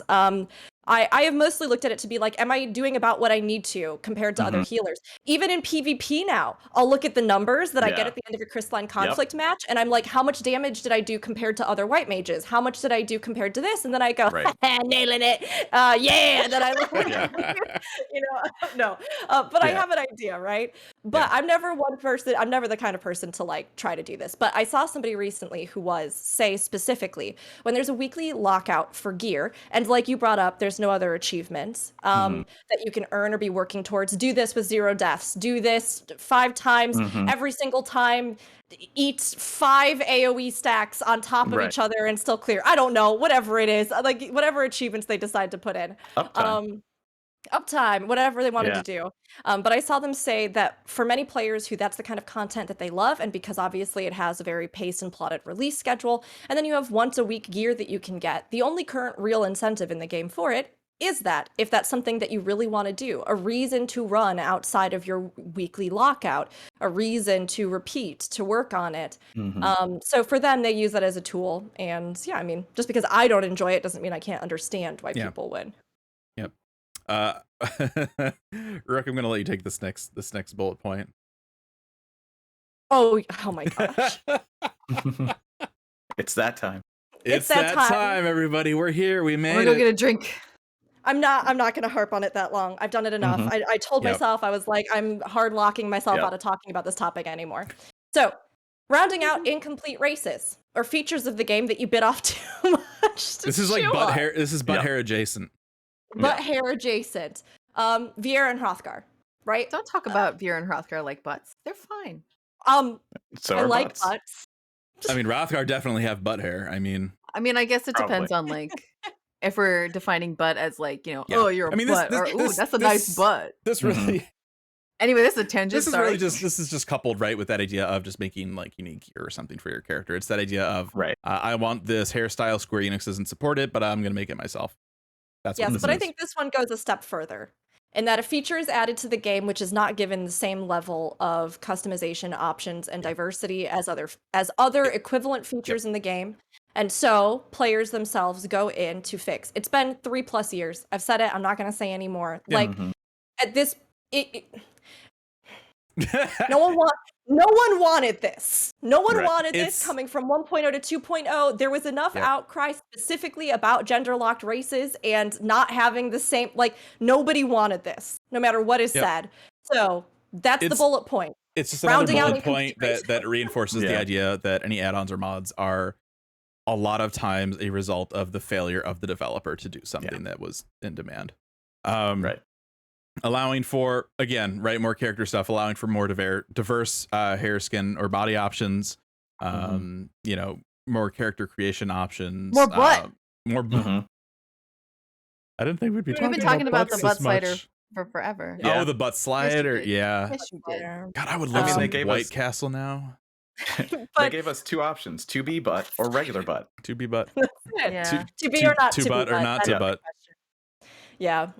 Yeah, CC options could use an update, you know? I mean, Oh, we even have absolutely. just little things like Mhm. you're not able to put different horns on different faces and weird you might like one face's this or that, but then the other stuff that comes with it is just weird.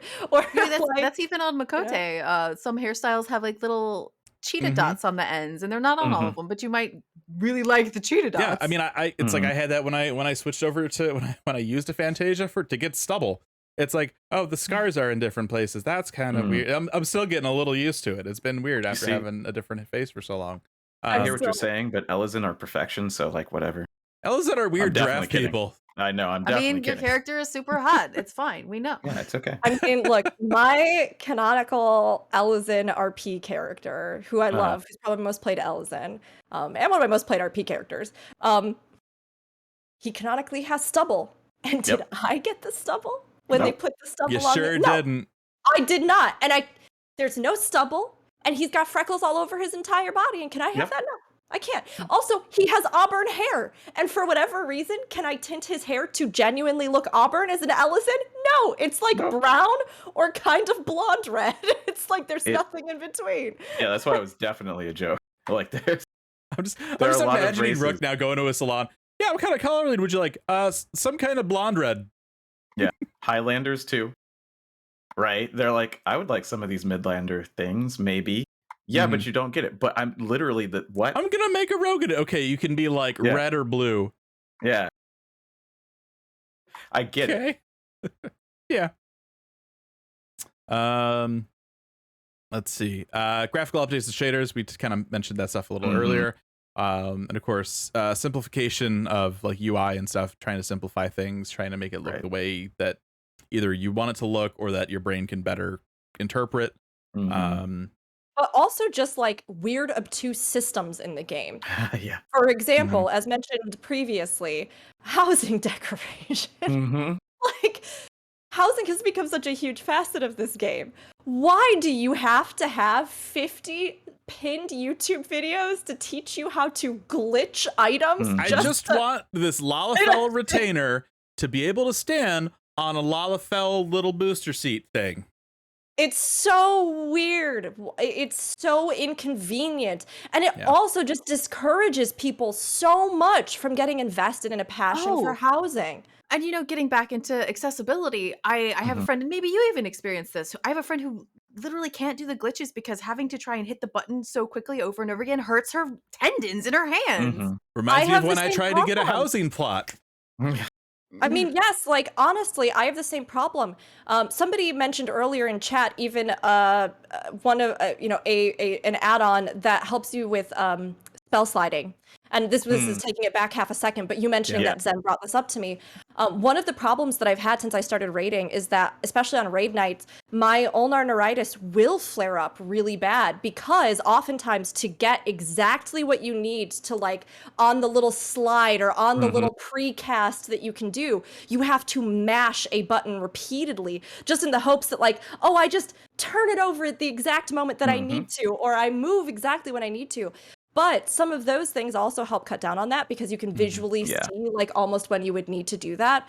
So that's a little side effect. But yes, housing can be really hard for that, or people who literally cannot fast enough hit the sequence of buttons that they need to hit this, not hit that, and then do this thing, you know, where you have to like cancel out of the window and then come back. It's so weird and it needs to be fixed. Also, I noticed this the other day when I was looking for an achievement. They just redid the achievement panel. Mm-hmm. Still doesn't have a search field. Not at all. I can't type the name. Yeah. I can't type the name of the achievement into the bar and then have the achievement come. And the categories are still really weird. Like absolutely. Like you're like, wait, why is this in the what? Is it in I would Wolfden? Is it love- in It PvP? actually, Which it's one a is it step in? back. It's a step back. There it used to be if you saw an achievement in chat, for example, you could click it, it would take you there. It does that the first time. If you click that same achievement again, it's like, now here's the category, it is scroll. I would love one button press in that achievement thing to be like, here's all the stuff you've earned, but you forgot to redeem. You know how many Yes. like minions or like Oh my orchestrion goodness. rolls Yeah. or I actually did spend a day just going through everything. There were like 7 items I missed. Yeah. And the universal market board that we mentioned earlier when we were going through Yep. like what are some of the ones people use in game without naming anything or like why Yeah. would people want these?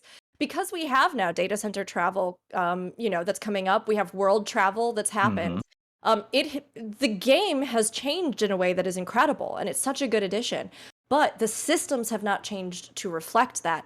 So like universal market boards and things like that, players now are having to spend a great deal of time trying to transfer around just to Yeah. see if something has the least cost of this and that. And it's like, I am hopeful, right? I mean, ever since 2.0 launched, right? We have seen every few years, right? They're working on data center stuff, right? Either letting us travel to somewhere else or cross-world link shells.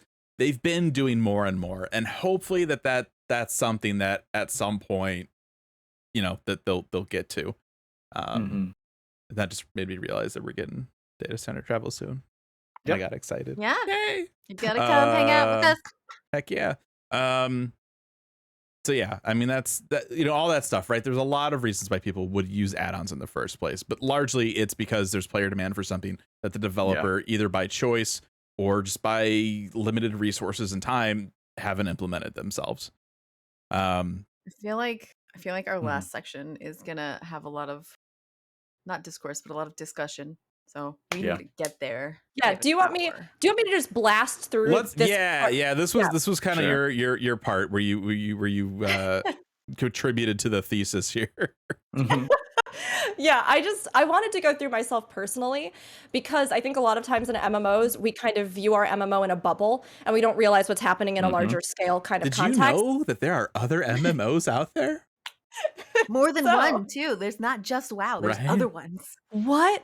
So when we were Crazy. looking at why do players use add-ons, we gave a ton of reasons. So then what other games realized that players use these and how do they handle these third-party tools? So I'm just going to blast through this super fast and then we can talk about it at the end if we want. But this is a quick highlight of a few games and sort of what their policies are, right? So World of Warcraft, as we talked about, 2009 onwards, add-ons are allowed and commonly used in the game. They do have an official third-party tools policy. The policy, I think, was last updated 2010. This is what I could find, but of course, anybody feel free to correct. So their policies and their guidelines for how they felt that these could be used responsibly and integrated with a degree of control in the game are as follows.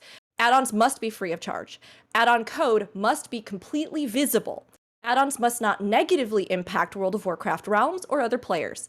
Add-ons may not include advertisements. Add-ons may not solicit donations. Add-ons must not contain offensive or objectionable material. Add-ons must abide by World of Warcraft terms of usage and EULA. Blizzard Entertainment has the right to disable add-on functionality as it sees fit. So those were the guidelines that World of Warcraft has, and add-ons are very frequently used within the game. Elder Scrolls Online. So if we compare to Elder Scrolls Online, I think that Elder Scrolls Online is currently the most progressive in regards to this, as far as I know of in MMOs. So they have built-in support of add-ons in the game itself, much like the single-player Elder Scrolls games have come to embrace and try to diversify. This even is on something things that like consoles. Bethesda across the board has always supported, even on consoles, which is super surprising. Whether it be Skyrim or Fallout, almost all their games have this kind of support for third-party stuff. Yeah, and they recently started even bridging the gap to consoles. So there are like select limited mods that are now available as well on console for specifically, like the 20th release of Skyrim and stuff like that, where you can implement them as well. So they figured out a way to do that too. So built-in support of add-ons in the game client itself. The game login screen will even show you if a patch has gone through that has made some of your add-ons outdated and that you need to update them, which is really cool. Their third-party tools policy is as follows. If you download and or use an add-on, you use these at your own risk. ZOS will not provide customer support on any add-ons. Disable all add-ons prior to contacting customer service. Your game may not function properly as a result of downloading and or using add-ons. Any add-ons and or files that appear to be add-ons that you download could contain malicious code that could affect your system. ZOS is not responsible for any such malicious code. ZOS reserves the right to change the API at any time or to disable and or restrict any add-ons at any time. If you create an add-on, you must include the following disclosure in a README or similar text file, and then they have a little blurb there about like, this add-on is just mine. It has nothing to do with ZeniMax and nothing at all, just mine, like basically, right? So they essentially decided to just warn people over and over, you use these at your own risk. Yep. We've heard that before. You do this? It's like, we're not responsible for it. But the big difference here is that they did embrace it. They And there are, need to. yeah, like there If are you've ever many- played Elder Scrolls Online, very specifically, What was they there was are a lacking there was a in there was a in big one. number What of was it? things. The Yeah. mini map. They don't have a mini Mini-map. map. Yes. The minimap, yeah. That's the one that I always harp on. Like, what year is it? Why is there not a mini map in your game? It was a But design there's also, decision. we were talking about the having like a universal MOG board. They have an app or an add-on that shows you universally where all the shit is, and that they need it in that game because the places you buy stuff change. It's based on guilds. You sell your stuff through guilds, and those guilds have to compete for the spots to sell their stuff. Oh, that it's like sounds a bid on your awful. spot. Well, It's okay. awful. It's terrible. Okay, You look. need this add-on. It is terrible, but it's also deep immersion, and I kind of designed. love hate it. I It's a love design hate it. decision. Like if you are a trader in that game, you are a trader. Yeah. Like you run a trading guild, you're a part of a trading guild, you try to sell I get that, things, you yeah. commodify things, And- like yeah. and it's actually fun but terrible at the same From an time. outside perspective, I terrible. appreciate that there are games still trying to do unique, really weird immersion-y things like that. Yeah. Yeah, we But could it talk also about does New sound World, but I'd rather not. No. Yeah. And, So- and it's, if the worst part about this particular add-on is if you aren't using it, then the add-on might not pick up the fact that you have stuff on a guy or that thing is sold. So you could look up and be like, there's a very cheap blah blah on this guy. I'm gonna bring my ass halfway across the world, travel for freaking forever, get there. It's not there. Oh my god, remember Market Wards in 1.0? Yeah. I I mean, spent look, an it's hour kind of like talking to all these It's- retainers that looked like it's creepy mannequins, similar. just trying to find a level 10 spear. But worse. It's worse. it's like that. And Oh. when you're trying to do a specific project in ESO, it is a nightmare, especially housing, because you Yes. will like travel halfway across the world to get this one thing that isn't obscenely expensive, and it's been gone for like 20 It's minutes. so the duality of 14 housing with ESO housing is so nuts to me because actually designing your house, like putting stuff in there, putting it where you want in an ESO house that you can get regardless of if other people have it, that is amazing. It is that 10,000 times better than the housing system we have in 14. But trying to get the furniture to put in your friggin' house is impossible. And Yeah. yet, it is also kind of fun because eventually you start picking up on like, okay, so like what guilds must hang out around here? What kind of stuff does this one usually sell? If I'm smart, they might have this one thing because this guy offloads stuff here every single day and he undersells it all the time. So if I go here, like it is funny because you start like knowing, oh, this one's near a major city, so there's going to be a lot more, but some people might mark up more. Whereas if I go to this outpost in the middle of nowhere that I had to ride 5 days and a fortnight to reach, like it'll be dirt cheap because no one else goes out there. Like, Does Yeah. anybody want to buy a dresser? You have to carry it yourself. I don't need this.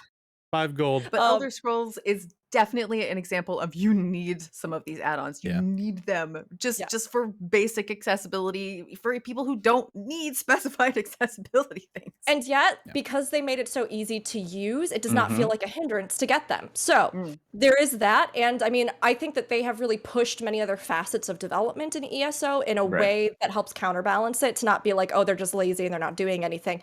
There is more to say about that, which we will get to later. So next up, Guild Wars 2. So Guild Wars 2 is closer to 14's gray area, but it is still overall generally allowed. Like it has not been a problem in regards. There is one contentious point that I can think of from recent history with Guild Wars 2 mods, which we will also touch on in a bit. But their third-party tools policy is that we do not permit the use of any program that gives one player an unintended, unnatural, or unfair advantage over another player. This includes programs that alter game balance in favor of one player over another, automate actions within the game, promote unattended gameplay, or have an adverse effect on other players. We are aware that some utilities help players without affecting others. and then I kind of skipped ahead a little bit. While in general, we will not take action on an account for the use of such a utility program or modification, action is subject to ArenaNet's discretion. You use any third-party program at your own risk. Customer support cannot offer support if a third-party modification breaks, interferes with, or prevents you from playing Guild Wars or Guild Wars 2. If you choose to use what you believe to be a benign program, one that does not give an advantage to the user, be sure to get it from a legitimate source. And then there was a little bit more about, the risk of malicious code. ArenaNet reserves the right to action an account for using any third-party modification, as is outlined by the Guild Wars 2 user agreement, the Guild Wars 2 rules of conduct, and so on and so forth. So there is that. But again, there are very commonly used ones that are just straight up accepted in the community within Guild Wars 2, and they do not take action.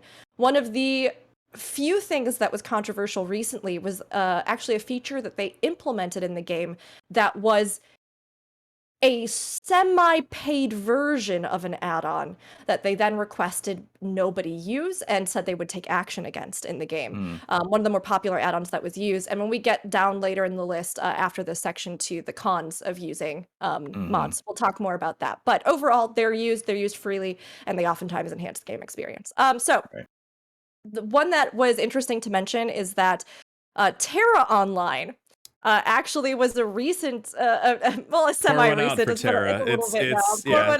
Shutting down end of next month.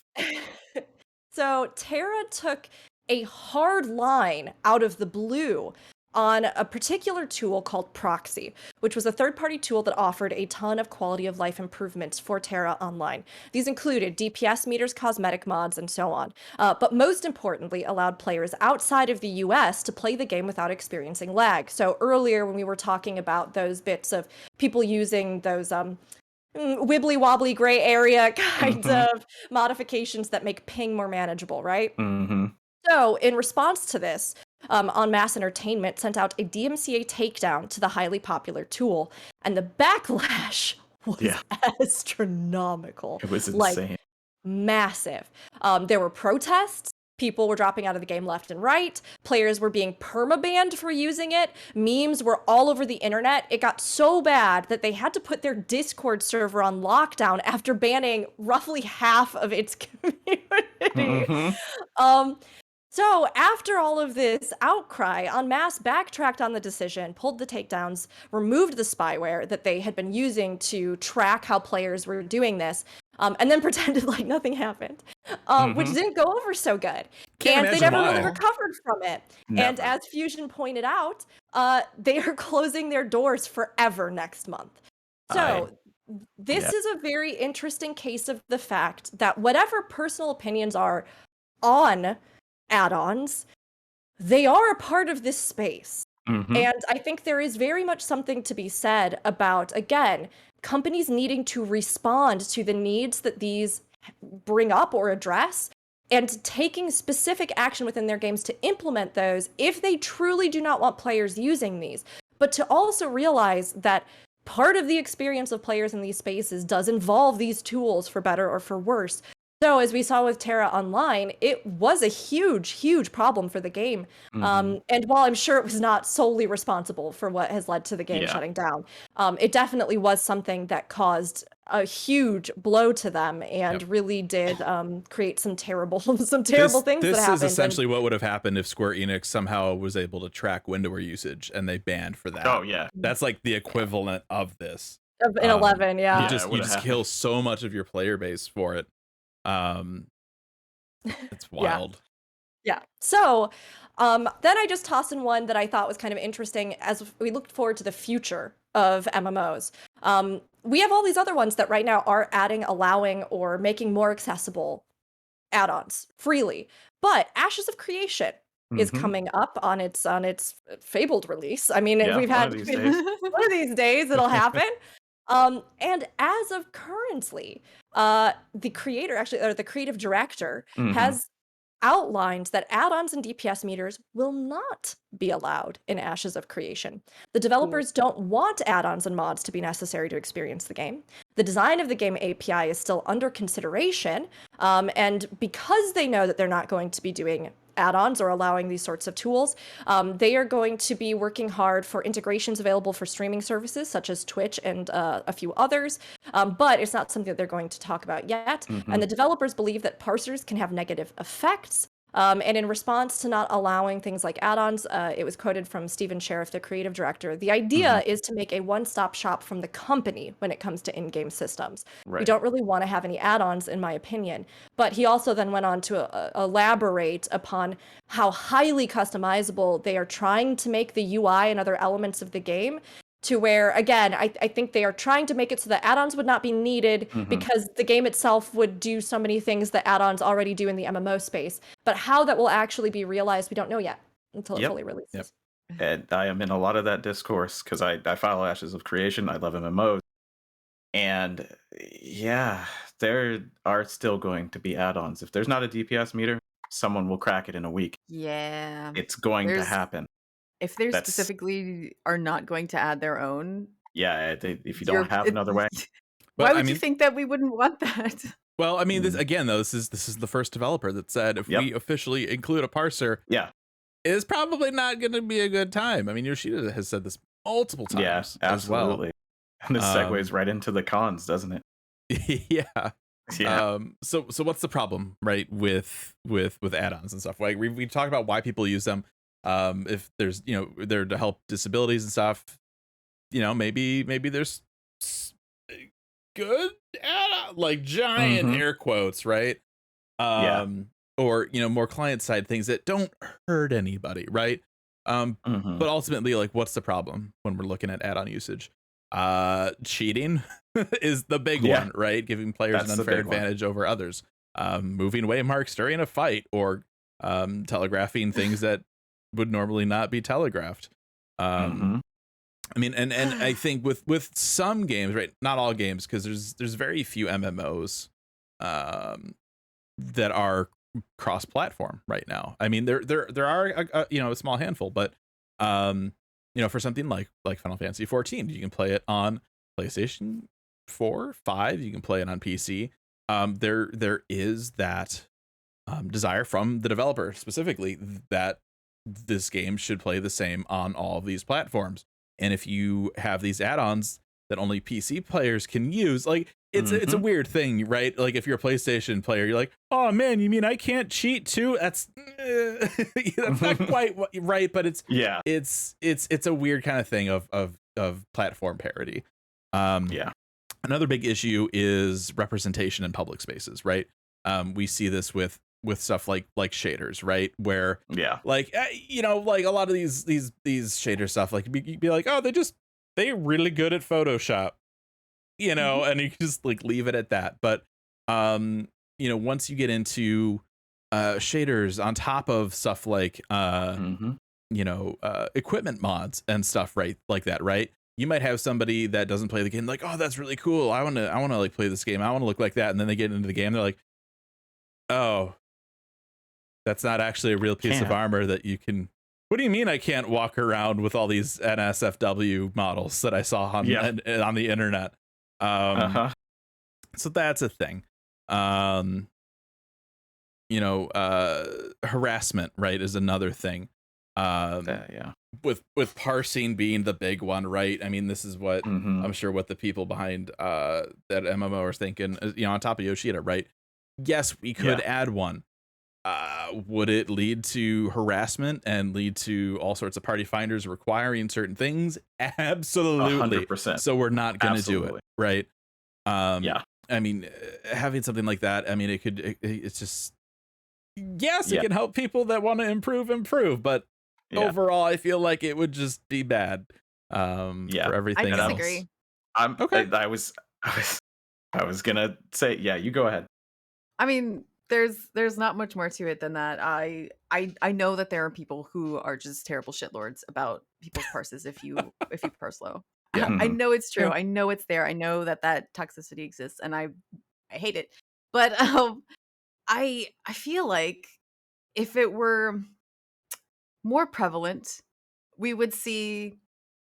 This is just my optimism. We would see less assholes because more people would have the ability to easily see what they're doing and maybe care about it.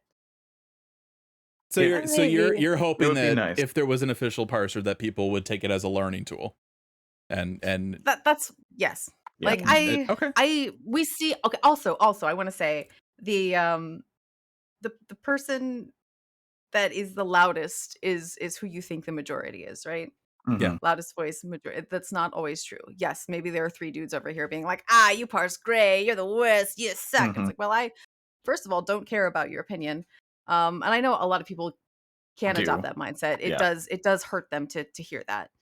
But Yeah. I feel like there are 20 times more people who are sitting there not hurting other Caring at people all. over something Sure. like parses, or even Yeah. caring. Like, Right. Aldino, you go ahead, and then I'm going to follow up always- after you. it's always thought of like, This is- the hardcores are like, Mhm. you're bad. The hardcore players don't care. Like, they don't care.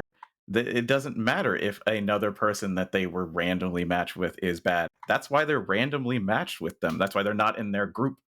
Like, it doesn't matter. Now, yes, I mean, even in a game that has a lot more parsing, like, wow, you will get blown the heck out if you do not do the damage that your class should be able to do in this specific arena. Like, okay, we're in a Mythic Plus, and your AoE DPS is low. Get the heck out of here. And that definitely happened. 100%. Literally witnessed that happen while my partner was raiding in WoW. And part of it is also the weird, unique setup in WoW. Yes. Because, like, fights are harder the more people you have. And so Yeah. if you're, like, below certain thresholds, they get Yeah. easier.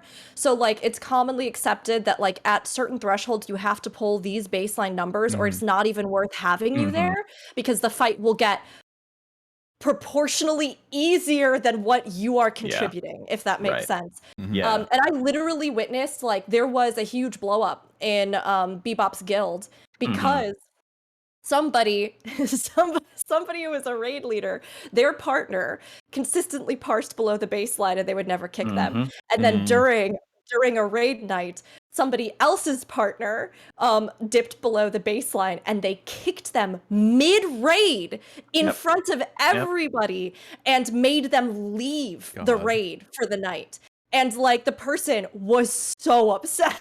Yeah. The person that was left was so upset because, they were like, why in the world would you do this?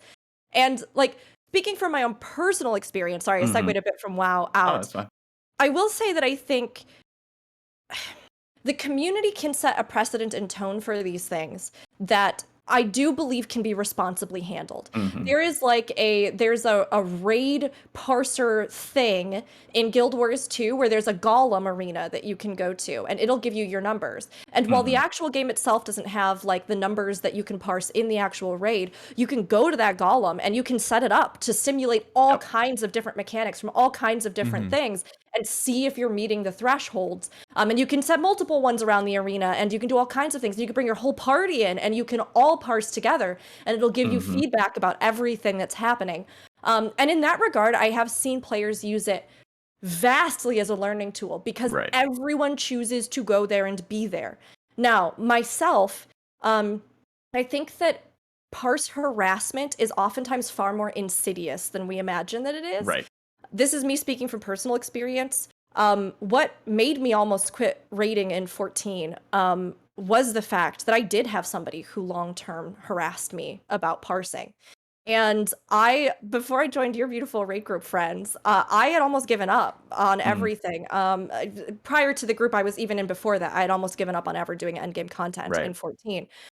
Because I had someone who had posited as being, like, a positive, helpful learning, kind of person, who then instead went out of their way to try and use any bizarre, obtuse data that they could possibly glean about me and my parsing, and then lambast me for not being up to their standards.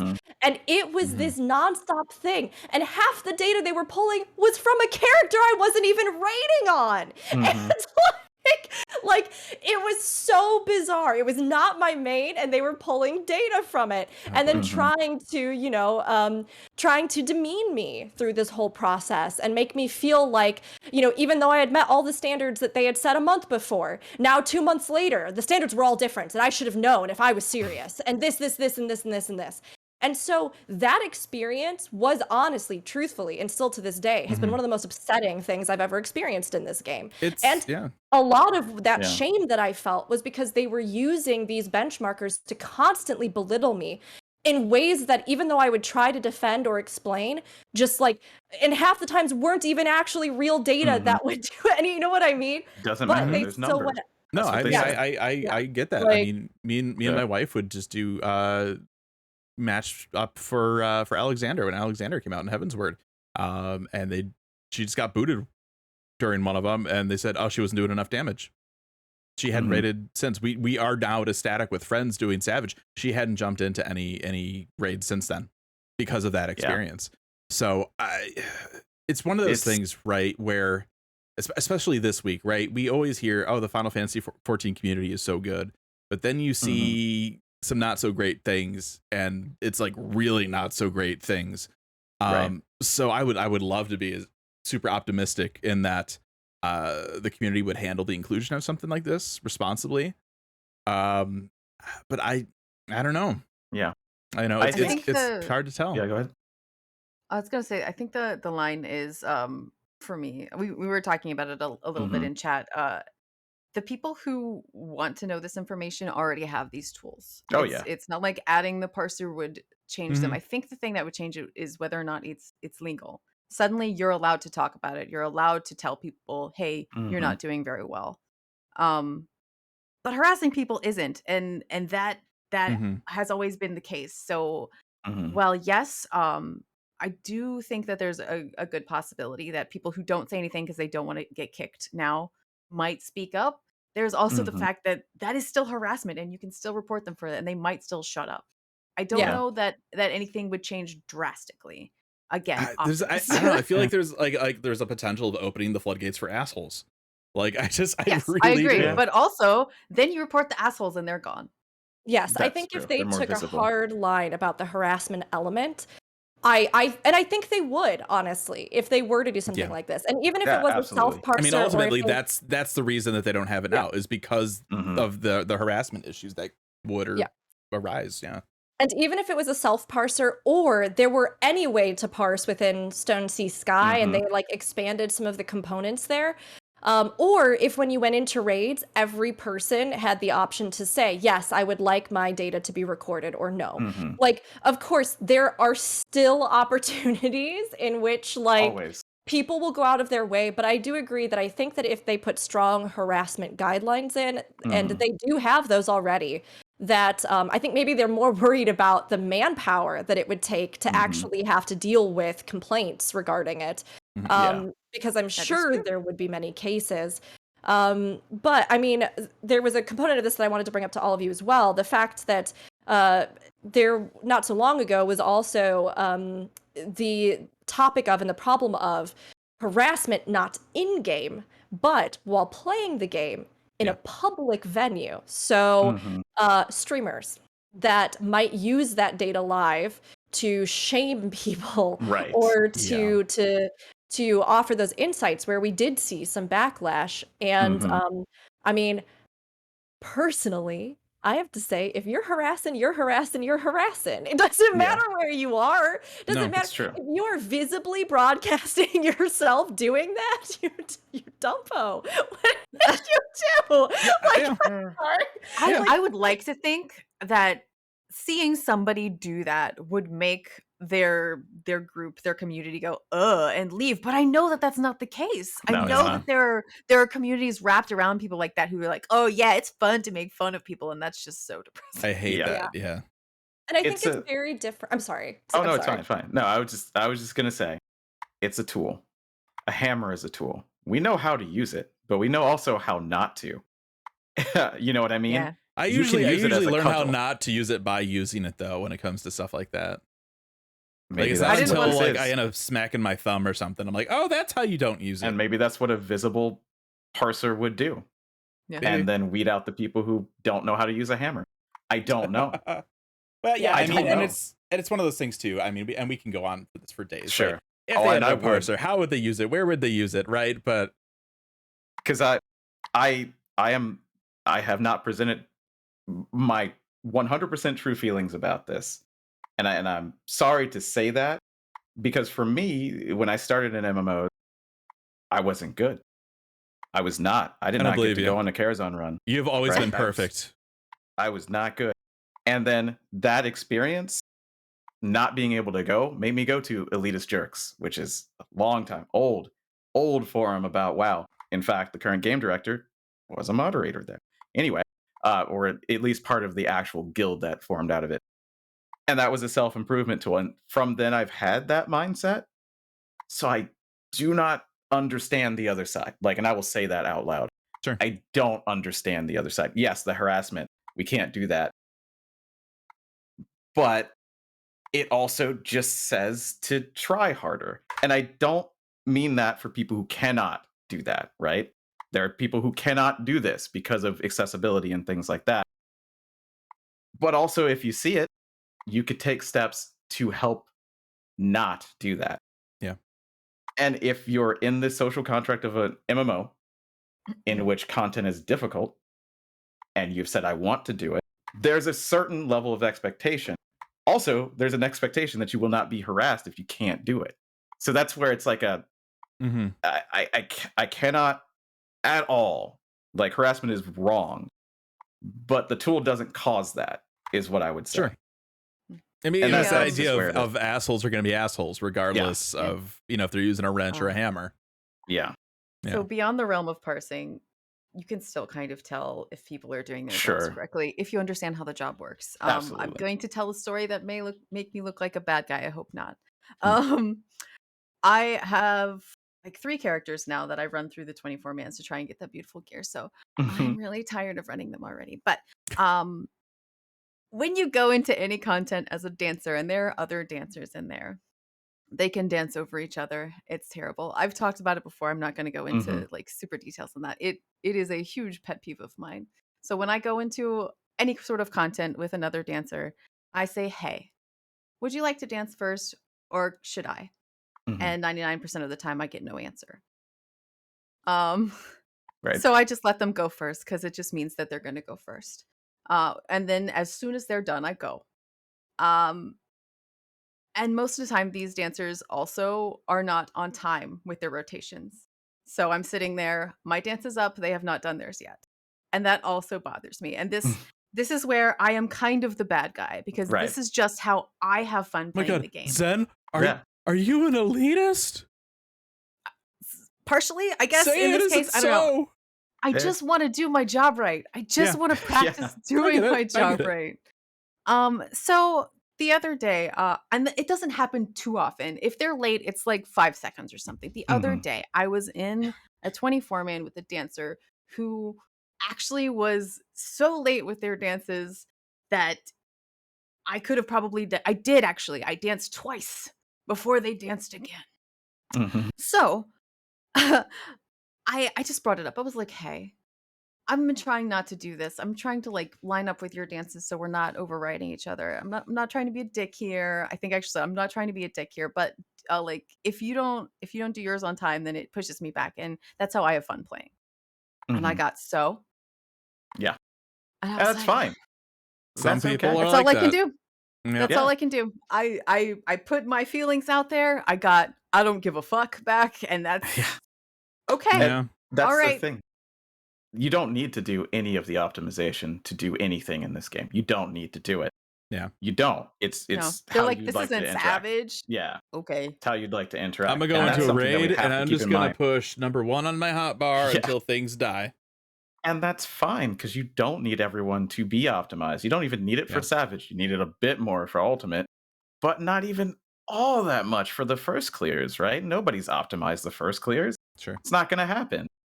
They try to as they're going through, but a month from now, there's going to be all new strats around uptime, around this, around that. Yeah. To make it easier to do. But yeah, nobody has to do it, and that's where the real pressure comes from: the people who want to versus the people who are like, I literally don't care about that.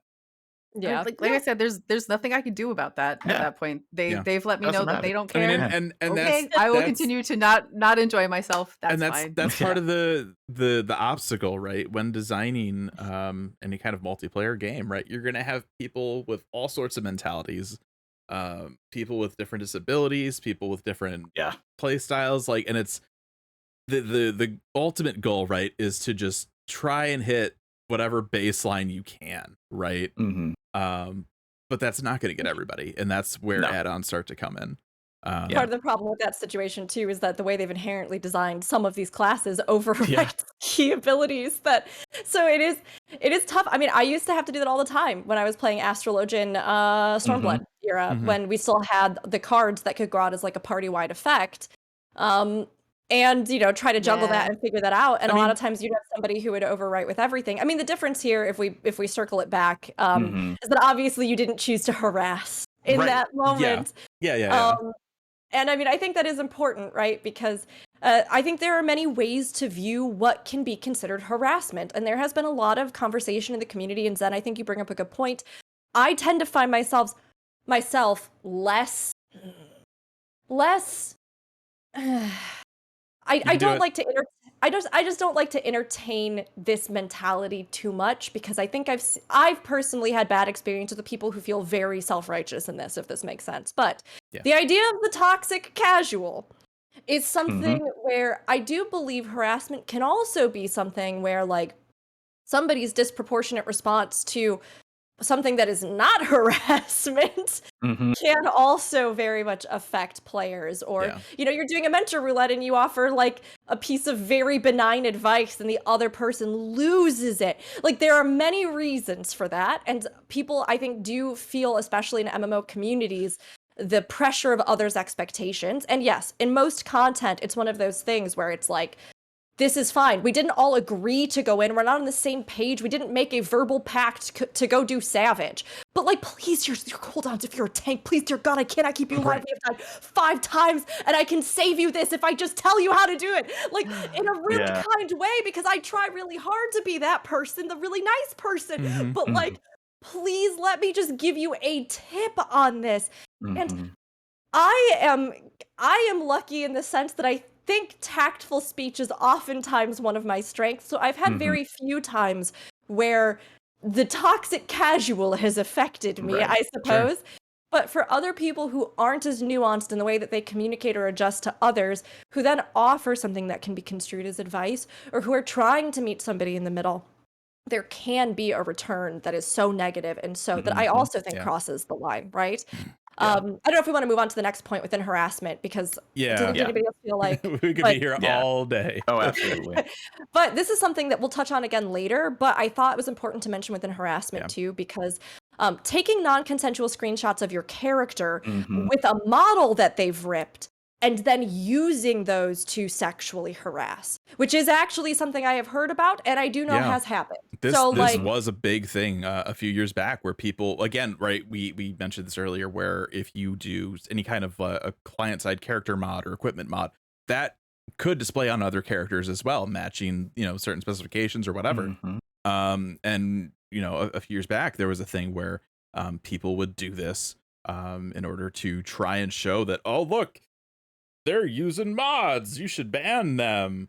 Like, that's one side of it. The other side is there's a lot of NSFW mods out there. And, people are doing that. It's that idea of consent, right? You could be totally naked on somebody's screen and you would never know about it. And that's really weird. Same goes for the idea of just, mods in general, right? For like nudity mods and stuff.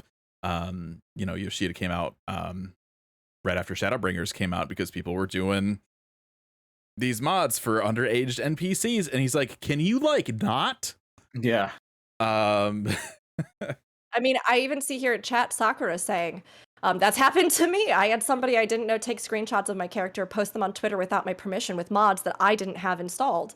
And I've heard of other Yeah. people even use this, like you have an RP partner or something who really doesn't take it well that you broke up, or you have somebody who your character might not even be involved with or something like that, Yeah. who then takes these pictures of your character and sends them to you.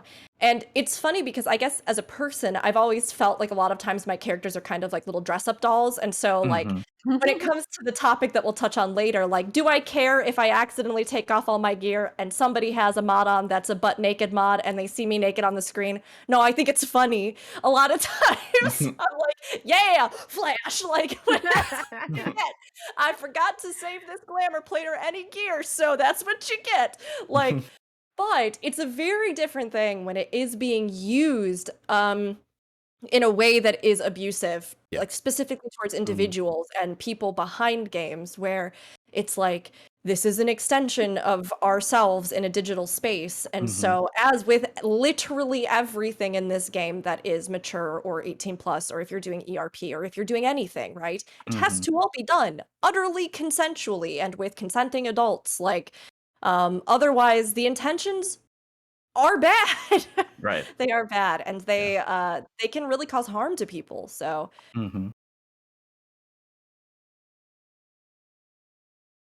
And then wrongful assumptions. Just because you don't see somebody streaming. Yeah, for I mean, we example. talked about this earlier, right? Yeah. Especially after what happened, right? It's that idea like, oh, this group didn't stream, they must be cheating. No, it just means they don't want to show other people their strategies because they would like Right. to be the world first. And unfortunately, like there are gonna be some people that think that now. And it's a shitty situation to be in for sucks. everybody involved. We talked about the coordination of these groups and how much time they put in, and then to have it undercut by the assumption, it just like it can just undercut the whole thing. Yeah. And then you never want to do it again. And it's very different in 14 than it is in many other MMOs. Like WoW's Race to Worlds First, it's so strange to me. I actually had to like triple read this because when I was prepping for casting for it, I was like, I'm sorry, what? Because you know the mechanics of the bosses before they come out. Like they And you know a lot of it. You know a lot of it. There's a different tier that's released, so you have an idea. Usually the last boss, they haven't been in to fight them in the lower version of the fight. But there is a like dungeon journal entry that's released of the hardest version that gives you the key bullet points of what the mechanics will be in that fight before you've ever set foot in it. So this last Race to World First was unusual because the last 3 bosses people hadn't been able to go into play, but they did have notes about the mechanics.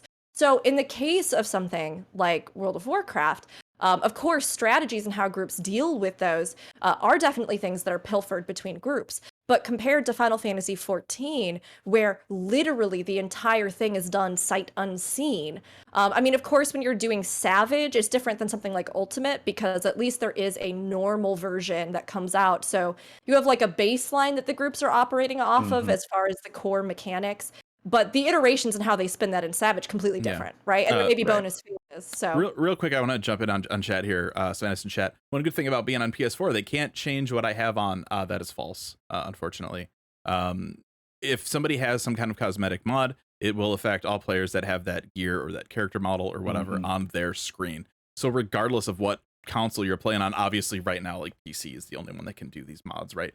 But if you're playing on PS4, PS5, if somebody has these mods installed, they could have you look however they want. Ultimately, it doesn't matter what console you're playing on. Everybody's crossplay. So yeah, it's an unfortunate thing. I just wanted to make sure that was clear. It's not good news, but I think it's important that people are aware of that. I mean, more issues about the cons. Yeah, I mean, more other cons, right? The idea of like ESO doesn't have a mini map, right? So maybe they don't really pay attention to some map stuff when they're in like development for things, right? Because they're like, they'll fix it for us, right? That's such a terrible idea to get into. Terrible mindset. And of course, you have lack of protection or recompense for developers of add-ons. You know, all this development time put into some of these add-ons, right? And then they may not see any kind of monetary gain from it, or the game has an update and then immediately the add-on doesn't work anymore, or something was done so that it can't work anymore, even if there's some more work done to it. And then they'll be harassed to update it. Right. Yeah. Right? And then there's complications with existing add-ons, right? And new in-game features that are similar. Like, you know, it's like with, you know, Yoshida has said that they're going to be looking at some of the more popular UI add-ons and trying to incorporate that into the game. Well, then what happens with those add-ons? Hopefully they just don't exist anymore because we have them officially, right? But there's also you know, real world RMT concerns, right? Especially for like the really bad mods, right? Like, hey, it's like, if you want this good stuff, you know, pay me some money and I'll give you the executable or whatever. And that's like, that's, if you have to pay for a mod, that's how you know you absolutely should never ever use it. Right. People do pay for the visual mods too. Like, people get commissions to have dresses and stuff in the game. It's What were you gonna say? Oh, there's a point that I want to put in after this. That's all I was going to say. Okay. After we cover this category here. But yeah, I mean, real money trading is for real. I mean, and the thing is that when people are putting time and energy into this, it kind of dovetails with the lack of protection and recompense for developers of add-ons, right? If they're spending their time and energy and skills to figure these things out or to take custom commissions, absolutely, I understand why they would want to be recompensed for it. But of course, they are working within a platform that is not theirs. Like, it is not theirs legally. You know, if bots selling gil for money are considered bad, and, you know, we obviously have a ton of stuff with that. We've even seen this extend to asking gil for art commissions. We've seen Square Enix have to take stances on things like this because ultimately this is a platform for them to maintain, manage, and earn money off of. So, like, however we feel, it's their product. And they don't want other people, you know, using it as a platform, you know, either for just bad stuff, like, like encouraging things like just get whatever you want, pay tons of money. But they also don't want that money not going into their own pockets, you know? so, it is a business. Exactly. The thing I wanted to mention was a point that is kind of a hard idea to explain. So I wanted to put it in here. So we talked about lack of protection and recompense for developers of add-ons. But conversely, I also want to put in complications for developers with existing add-ons being like an influence in the space of their game. When they themselves want to develop new in-game features that might be similar to them, or that might be a convenience that's been on their radar but that they haven't done. You know, do games need to take into account add-ons when they are developing things and then adjust everything to something that is technically against terms of service in the case of Final Fantasy XIV? Right. And an example of this that recently happened, Guild Wars 2 handles a lot of things very well, but this was one really weird thing they handled extremely poorly, which is that, so in Guild Wars 2, you were all talking about Final Fantasy XI and the template, like the gear templates and things. Yeah. So in Guild Wars 2, in 11, they had mods for this, right? In Guild Wars 2, you also have a huge array of builds that you might do on a single character. You have all these like additional class, like evolution-y kind of things that you can do with elite specializations. You have all these different skills. You have all these different builds that your one class is capable of doing. And with that, you need to have specific skill lines that give you passive traits to support that build that you're doing, and you need to have specific substats on gear that support what you're trying to do. So like if you're building around Condi damage, which is damage over time, you have to have skills that will do that. You have to have gear that supports that kind of damage. So there was a community-made add-on because the game for many years didn't have actual templates for quick changing that. So like if I'm playing a Guardian and I want to do Power Guardian, or I want to do damage over time Firebrand, which is a different build that I can do, I would have to go in and manually put all the gear on the character and change the skill lines and do all the things, right? So there was an add-on that was developed that allowed people to have many different templates. and then to be able to, auto do their build. So I click on this and it'll be this build. I click on this, it'll give me the gear set for it. Mm. And it had a whole bunch of slots and it was free. And then Guild Wars 2 was like, we realized this is something that we really want to do in the game. So they themselves made a version of it to release. But when they released it, because Guild Wars 2 doesn't have a subscription, and they are, very conservative in the costs that they charge for the game and all sorts of other things, they do have to earn money. And so I know why they made this decision, but when they released this, they put in build templates into the game, but they put in less spots than the add-on had, and then additional slots you had to buy with real money.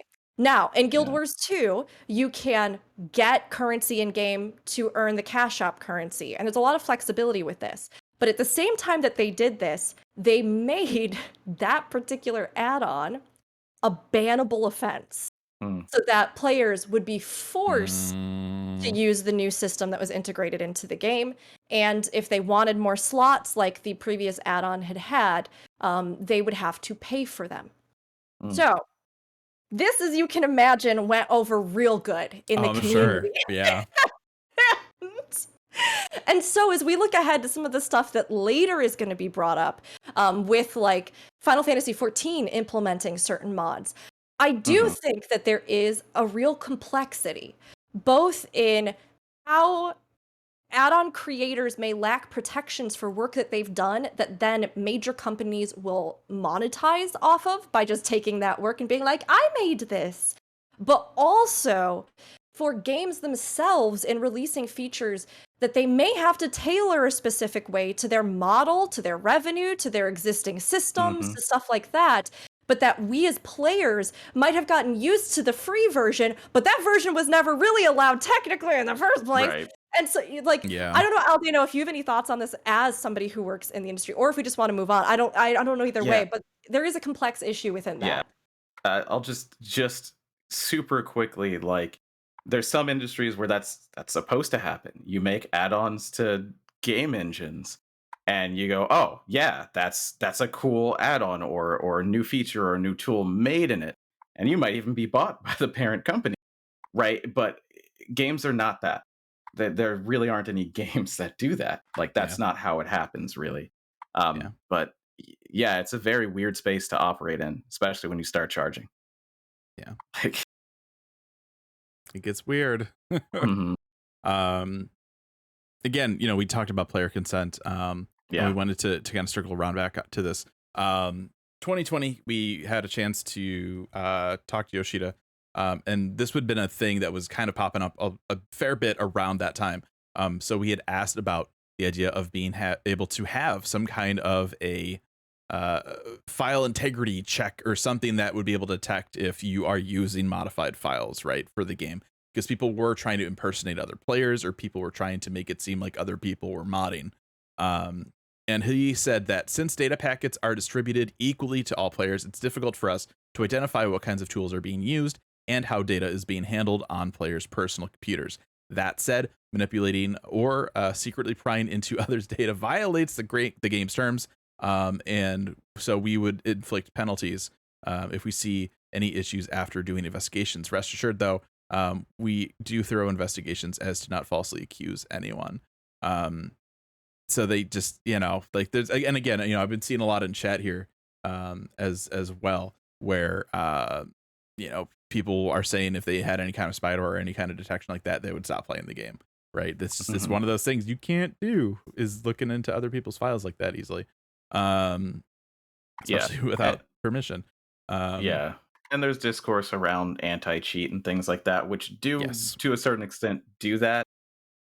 It's a little limited, but yeah, I mean, anytime a game gets one of those systems, people are just watching it, going, if you touch a file that you don't need to, that's it for you, right? Like, you can stay in your game folder, sure, but if you're sniffing my packets, if you're doing this, if you're doing that, I'm going to stop. So my packets. Exactly.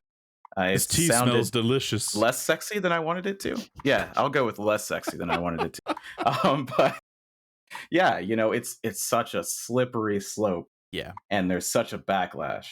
Yeah, really.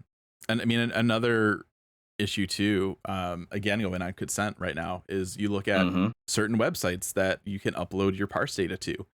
One of these websites is opt out, not opt in, meaning anybody could just upload your information and people could see your parsing numbers. So right now, I mean, without even there being parsing in game, which we talked about, right, and the harassment that could come from that. Right now, if you just happen to be in a Party Finder group with somebody that was recording that and they uploaded it, your data's out there. That's it. Yeah. And another problem too that we're starting to see now as well is, I know we've already like quoted some older interviews, right? But some of these older statements just aren't holding up anymore. For example, back in 2013, Square Enix said that ENB injectors, which are like shader programs, were not against the terms of service. They said that utilizing such a tool would not violate any agreements that customers have with Square Enix. We don't plan on doing anything to restrict users from accessing it. Of course, they then advise people like, if you're downloading other stuff, we can't be responsible for any whatever, right? But recently, with the letter that Yoshida posted, somebody went and asked GM about it. And they say that we understand your concerns regarding that aspect of our policy, but we won't be able to provide you with more details other than what has been stated in Mr. Yoshida's post on the Lodestone. Regarding the forum post, it was posted in 2013, and considering that our policies and the game itself have evolved a lot in 9 years, this cannot be taken into consideration. So, like, yes, somewhere at some point on the official forums, they're like, these are okay. Yeah, but that was also 9 years ago, and they may not be anymore. They're not going to go back to every single post that they said stuff like this in and be like, edit, not anymore. Like, it's not feasible, right? And so this is the more recent, one of the more recent things we have, right?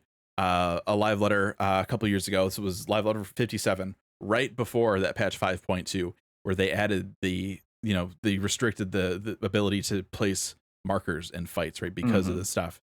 And so I'm just going to read through this real quick. I think it's really important. I think it really gets to a lot of what a more modern take on these are.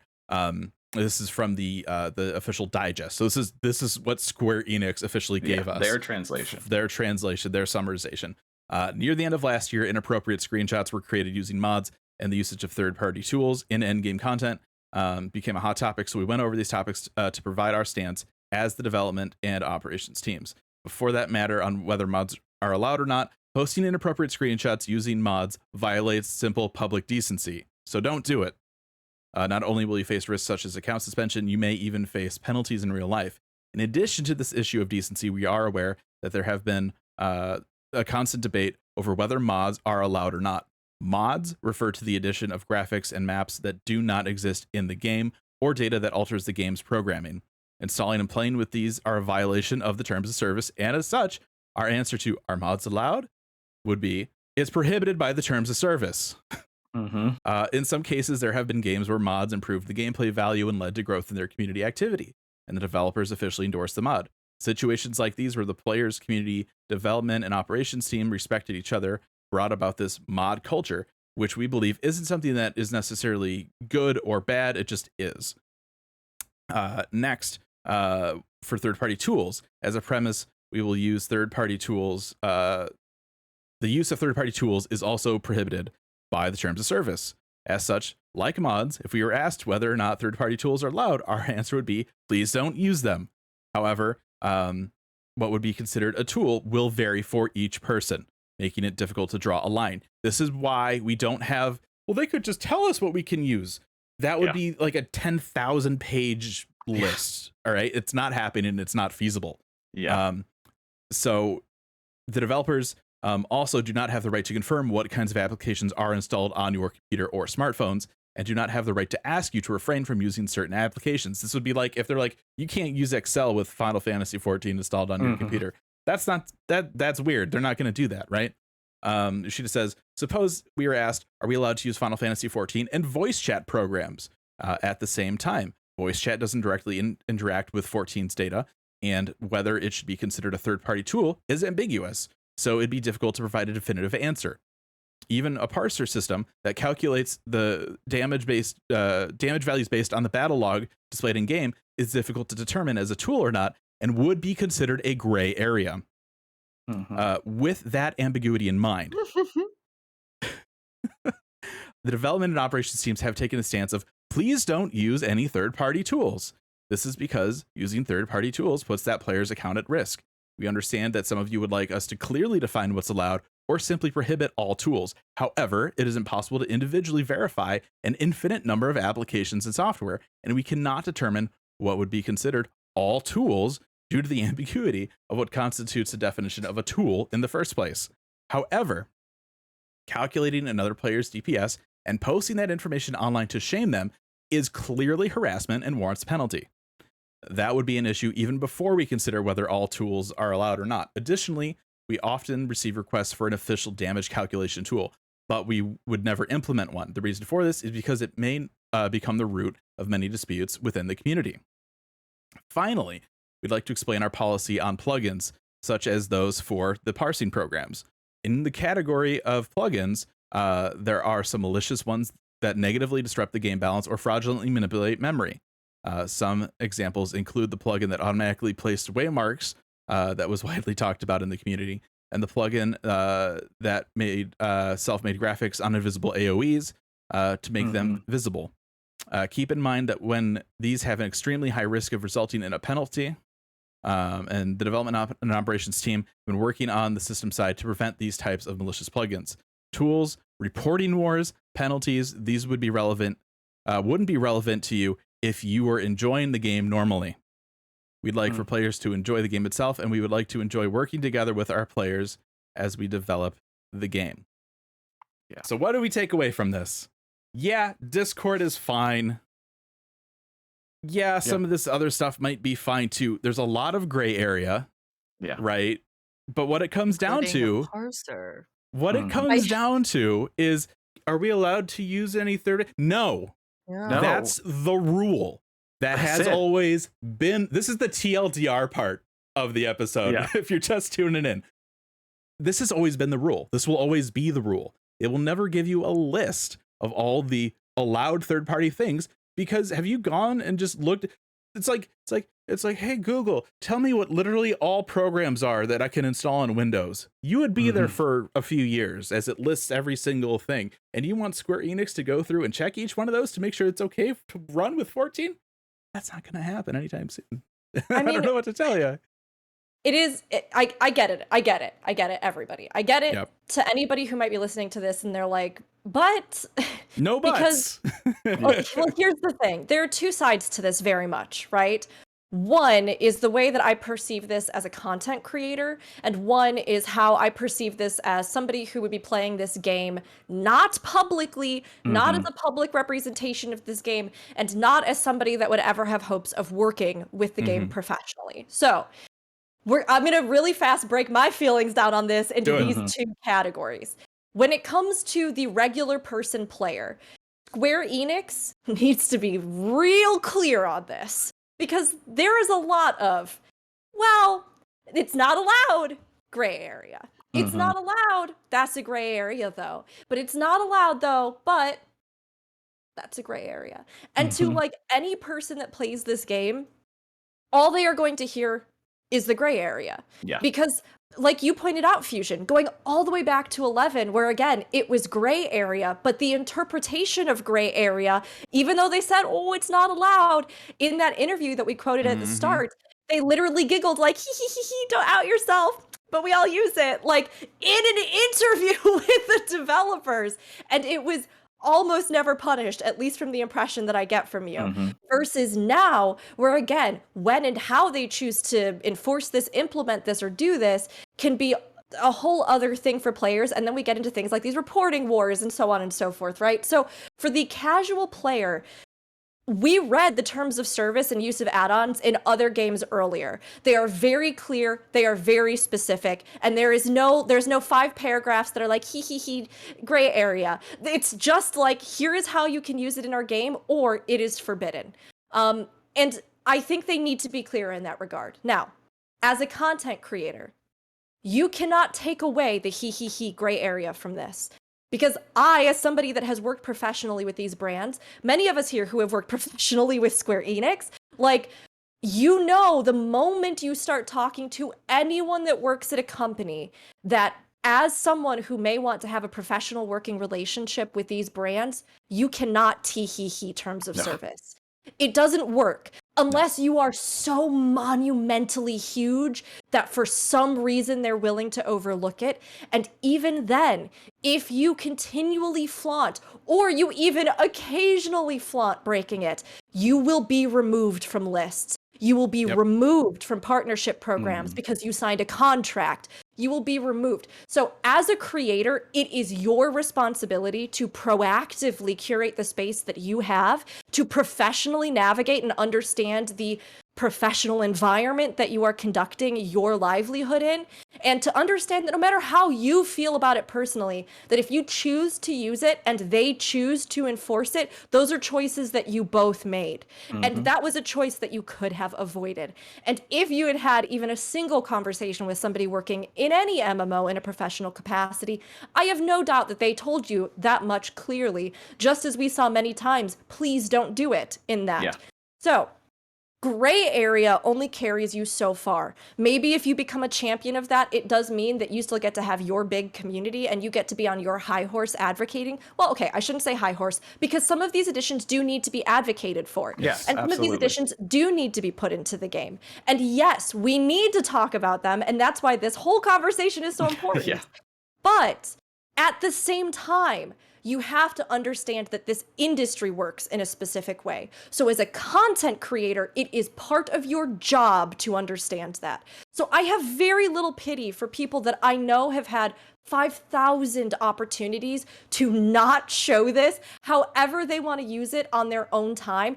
I have had people ask me, why don't you use mods or parsers on stream? And my answer since the first day I started streaming when I was a nobody is that I knew better than to do it.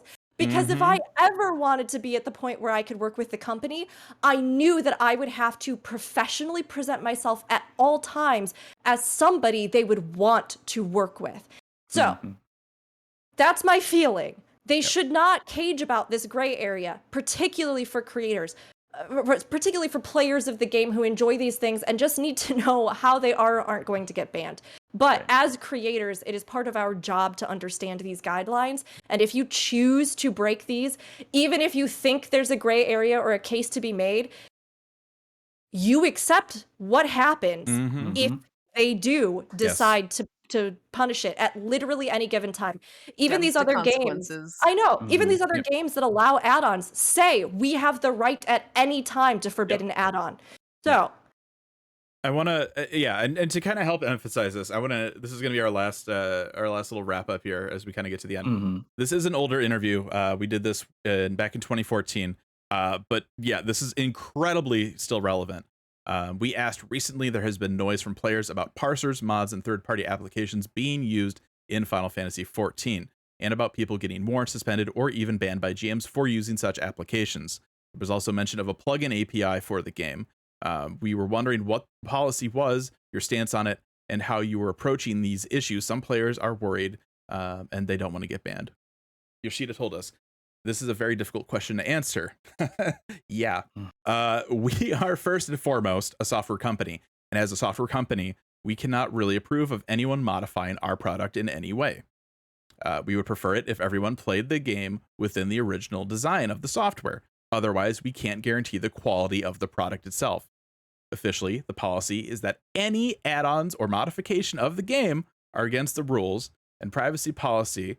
And when playing our game, everyone has to have gone through the steps and agreed to the terms and conditions when you sign up. However, I too am a hardcore PC gamer, so I understand that there are a lot of plugins and add-ons available to many games.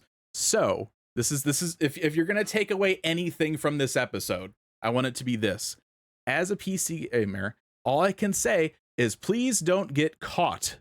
If you're going to use add-ons and plugins, please be discreet about it. Don't go around telling your friends that you mod the game in chat.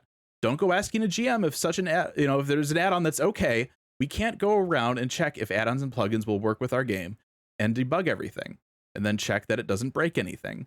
It's too much.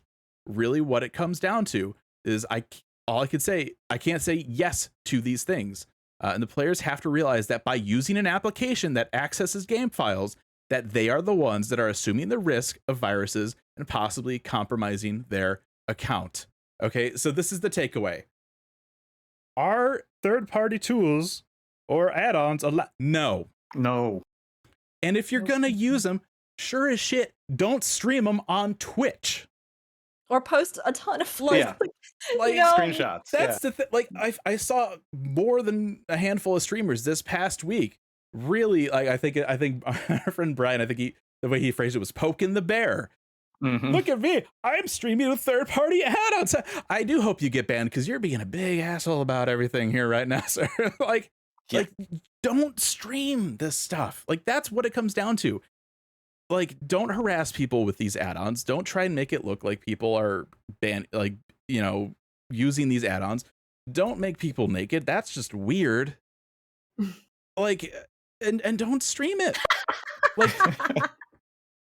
Like, I just sorry, that was me making a face that was very much like, don't make people naked. Yeah, like without their consent. There you go. Without their consent. Right. Yes, it's one of those things. Like, I think at the end of the day, what people need to realize is, do we want this to be clear? Yes, but is it ever going to be? Maybe not. At the end of the day, I feel like it is clear. Don't do it. Or don't get caught. That's the thing. People want it to be clear because they want to find ways where they can make themselves not guilty, in a sense, it's right? like skipping school. Skipping school doesn't really hurt anybody but you, generally. Yeah. And if you get caught, you might get like expelled. Yeah. But if you don't get caught, yeah, speeding's a good one. If you're using some of this stuff, like obviously there's some like really nasty stuff that they are cheats, right? But if you're like, I just want a UI that looks nice, okay, you're not hurting anybody, or I want something to help with my color blindness or something to help with my ADHD, fine. But the second you start talking about it or you stream with it, like you were already, like, let's be clear, you were already violating the TOS. Now you're violating the TOS and shining a gigantic spotlight on yourself with a plane skywriting. Hey, look at me, I'm breaking the TOS. If you really want to take that risk, that's on you. There are ways to ask for these things without strictly labeling what you are referring to. And this is the big thing, because like I said, I think there are a lot of things in mods and add-ons that we do need in this game. Yeah. I believe that in many other games, I have seen mods and add-ons be an asset and largely a positive, although of course, as we talked about, there are negatives. So for me personally, yes, please, we need these things. But if you are using them, again, don't get caught, don't say nothing, don't rat other people out, and be careful and know that it's your own responsibility. We cannot endorse this either. As people on a podcast, we cannot endorse that you do this. No. Don't use them publicly, and understand that they are not okay with it. But if there are things that you think that they address that are important, take it to the forums and just say, we need better colorblind options in this game. Just now's the perfect time. Like they're looking at this because things have exploded. Now is the perfect time to go to the forum and ask for the things that you nicely constructively ask for things that you actually feel the game needs. Yes. You know, there are so many things from like actual accessibility concerns to just convenience and quality of life that are really important. And the light at the end of the tunnel here is that Yoshida-san has said now that they are going to be looking at popular add-ons and trying to implement them. So I'm sure we could do like an entire post about this. I'm sure or an entire podcast about this. I'm sure we could do everything, but yes, now is the time. Now is the time to give your feedback about things that are needed in this game, to weigh in or to listen to players who are sharing their experiences, be it anything from the Great VR Hrothgar debacle that you all know I'm too passionate about, to to accessibility concerns, to UI changes. Like, give your feedback and thoughts on it, because it's not safe to do this, and whatever our feelings, they clearly they are not okay with it. And they have been banning people even for things like these parsers in the past few weeks, which they may or may not have spottily enforced in the past. And that is their legal right to do so. That's the thing that always gets me. Well, they never banned for this before, and they could have. They can ban your account just because they feel like it. They don't need a reason. Yeah. You don't own the game. You don't own your character. You're paying them to, like, you're essentially renting this stuff. Like, and that's always the weird thing. Like, people are like, oh, but this has been okay. It's never been okay. It never will be okay. There's a perception of it being okay because for a while, not everybody's going around Twitch streaming and showing, hey, look what I got. Yeah. Like, don't do that. To me, it's exactly like speeding. Yes, you can speed, and yes, there could be a police car right behind you. Lots of people are doing it. Yeah, there could be a police car right behind you that doesn't pull you over, but there could be one that decides to, and they could at that point decide to give you a ticket or not. But you know that you're in risk when you do it, and that's risk mitigation. That's up to you. Yeah. However, you can't be upset about that. You know that you were in the wrong. Exactly. I don't know what you want. Yeah. Yeah. I really hope that they look over everything that's out there and really genuinely try after a lot of this to figure out how they can meet players a bit more in a middle ground. I know that they want to control their product, and there are so many reasons for wanting to do that, to keep the quality and consistency of Final Fantasy XIV high, but there are many areas of this game that actually drag that quality back, or that experience back, or that element back, that, again, players have found ways and workarounds that are valuable. Like, and if they can take that inspiration and information, and I mean, of course, as we talked about earlier, there are some concerns with that too, in like, well, if somebody's really put a lot of time and effort into this, are they going to get in trouble for even making that and then have it show up in the game later? Is it going to be, but like, I really hope they use this as a moment to start bridging the gap with the needs of their community and their flexibility in accepting and integrating things that may be beyond their scope. Because there are many other things they do well, but there are many areas that I think the community does have valid improvements and ideas on. And don't be pessimistic about this. That's another thing that I definitely want to say here. Oh, they'll never do it. And yes, I know it might take them a long time. But did we or did we not get them to remake this game? Do you think they wanted to? Do you think they wanted to do that and put all that money into bringing it back out? Do you think they knew that they were going to make as much money as they do now? They didn't. But we were very insistent. And we are very insistent in constructive ways. And we get things changed. We're getting 2 ultimates. And the first one was awesome. And we all know that. Go out, say things in a constructive way, keep trying it. We know better as a community than to give up on something. We do. I think we do. My heart. Go. That was beautiful. I don't think I could have put it any better myself. All right. With that, everybody, that is going to be it for us today. Thank you so much for tuning in. We had to talk about this. Yeah. It's been a week, to put it lightly. So definitely, if you haven't already, go back through Yoshida's letter, read everything in it. If you missed any part of this episode, go back, listen to it. We tried to pull in a lot of things from history, as it were. But yeah, they're not allowed. Don't do them. Don't get caught with them. That's it. That's the whole thing. If you want, you can find me on Twitter, Twitch, and YouTube at Raffledurg. Is that? Hi, you can find me on Twitter at Sneezer_A. You can probably maybe eventually find me on Twitch at Strawberry Bop, and also add plus the word 1, the number, shot the word. And then that's the D&D podcast that Charles and I do sometimes. We're doing a show tonight. It's about Diablo. And then I go to YouTube also. All right, I'll do now. Hi, hello. Hi. I am only here. And Twitch. Twitch. I do have a Twitch. I have not streamed. I still am thinking about doing some PvP. Maybe next season. Series. Anyway, yeah, I am still working on the OnlyFans. I know that this has become a bit, but one of these days I'm going to have enough time to at least put some content on there. If you do OnlyFans, are you going to get a goose and then pay off people's student loans with your bits? I mean, if I get enough money, maybe, okay. Yes, sure. Yeah, I'd love to turn into Oprah. Everybody gets a whatever. Yeah, I mean that TikTok has been going around for a couple of days. People know what I'm talking about, right? Yeah, I know. Okay, yeah. I just even I got it, and I don't do social media. Am I like too hip with it? Did I like see it before everybody else? Oh yeah, Yeah. you're too hip. You're just too hip. Too for hip. Fusion. Yo, I found Strong Bed before Right. anybody knew what Homestar Runner was Look. back in my high school. All right, But I your was a kids are gonna love trendsetter. But your kids are gonna love it. But yeah, so that's where I'm around somewhere. Oh God. All right, Rook.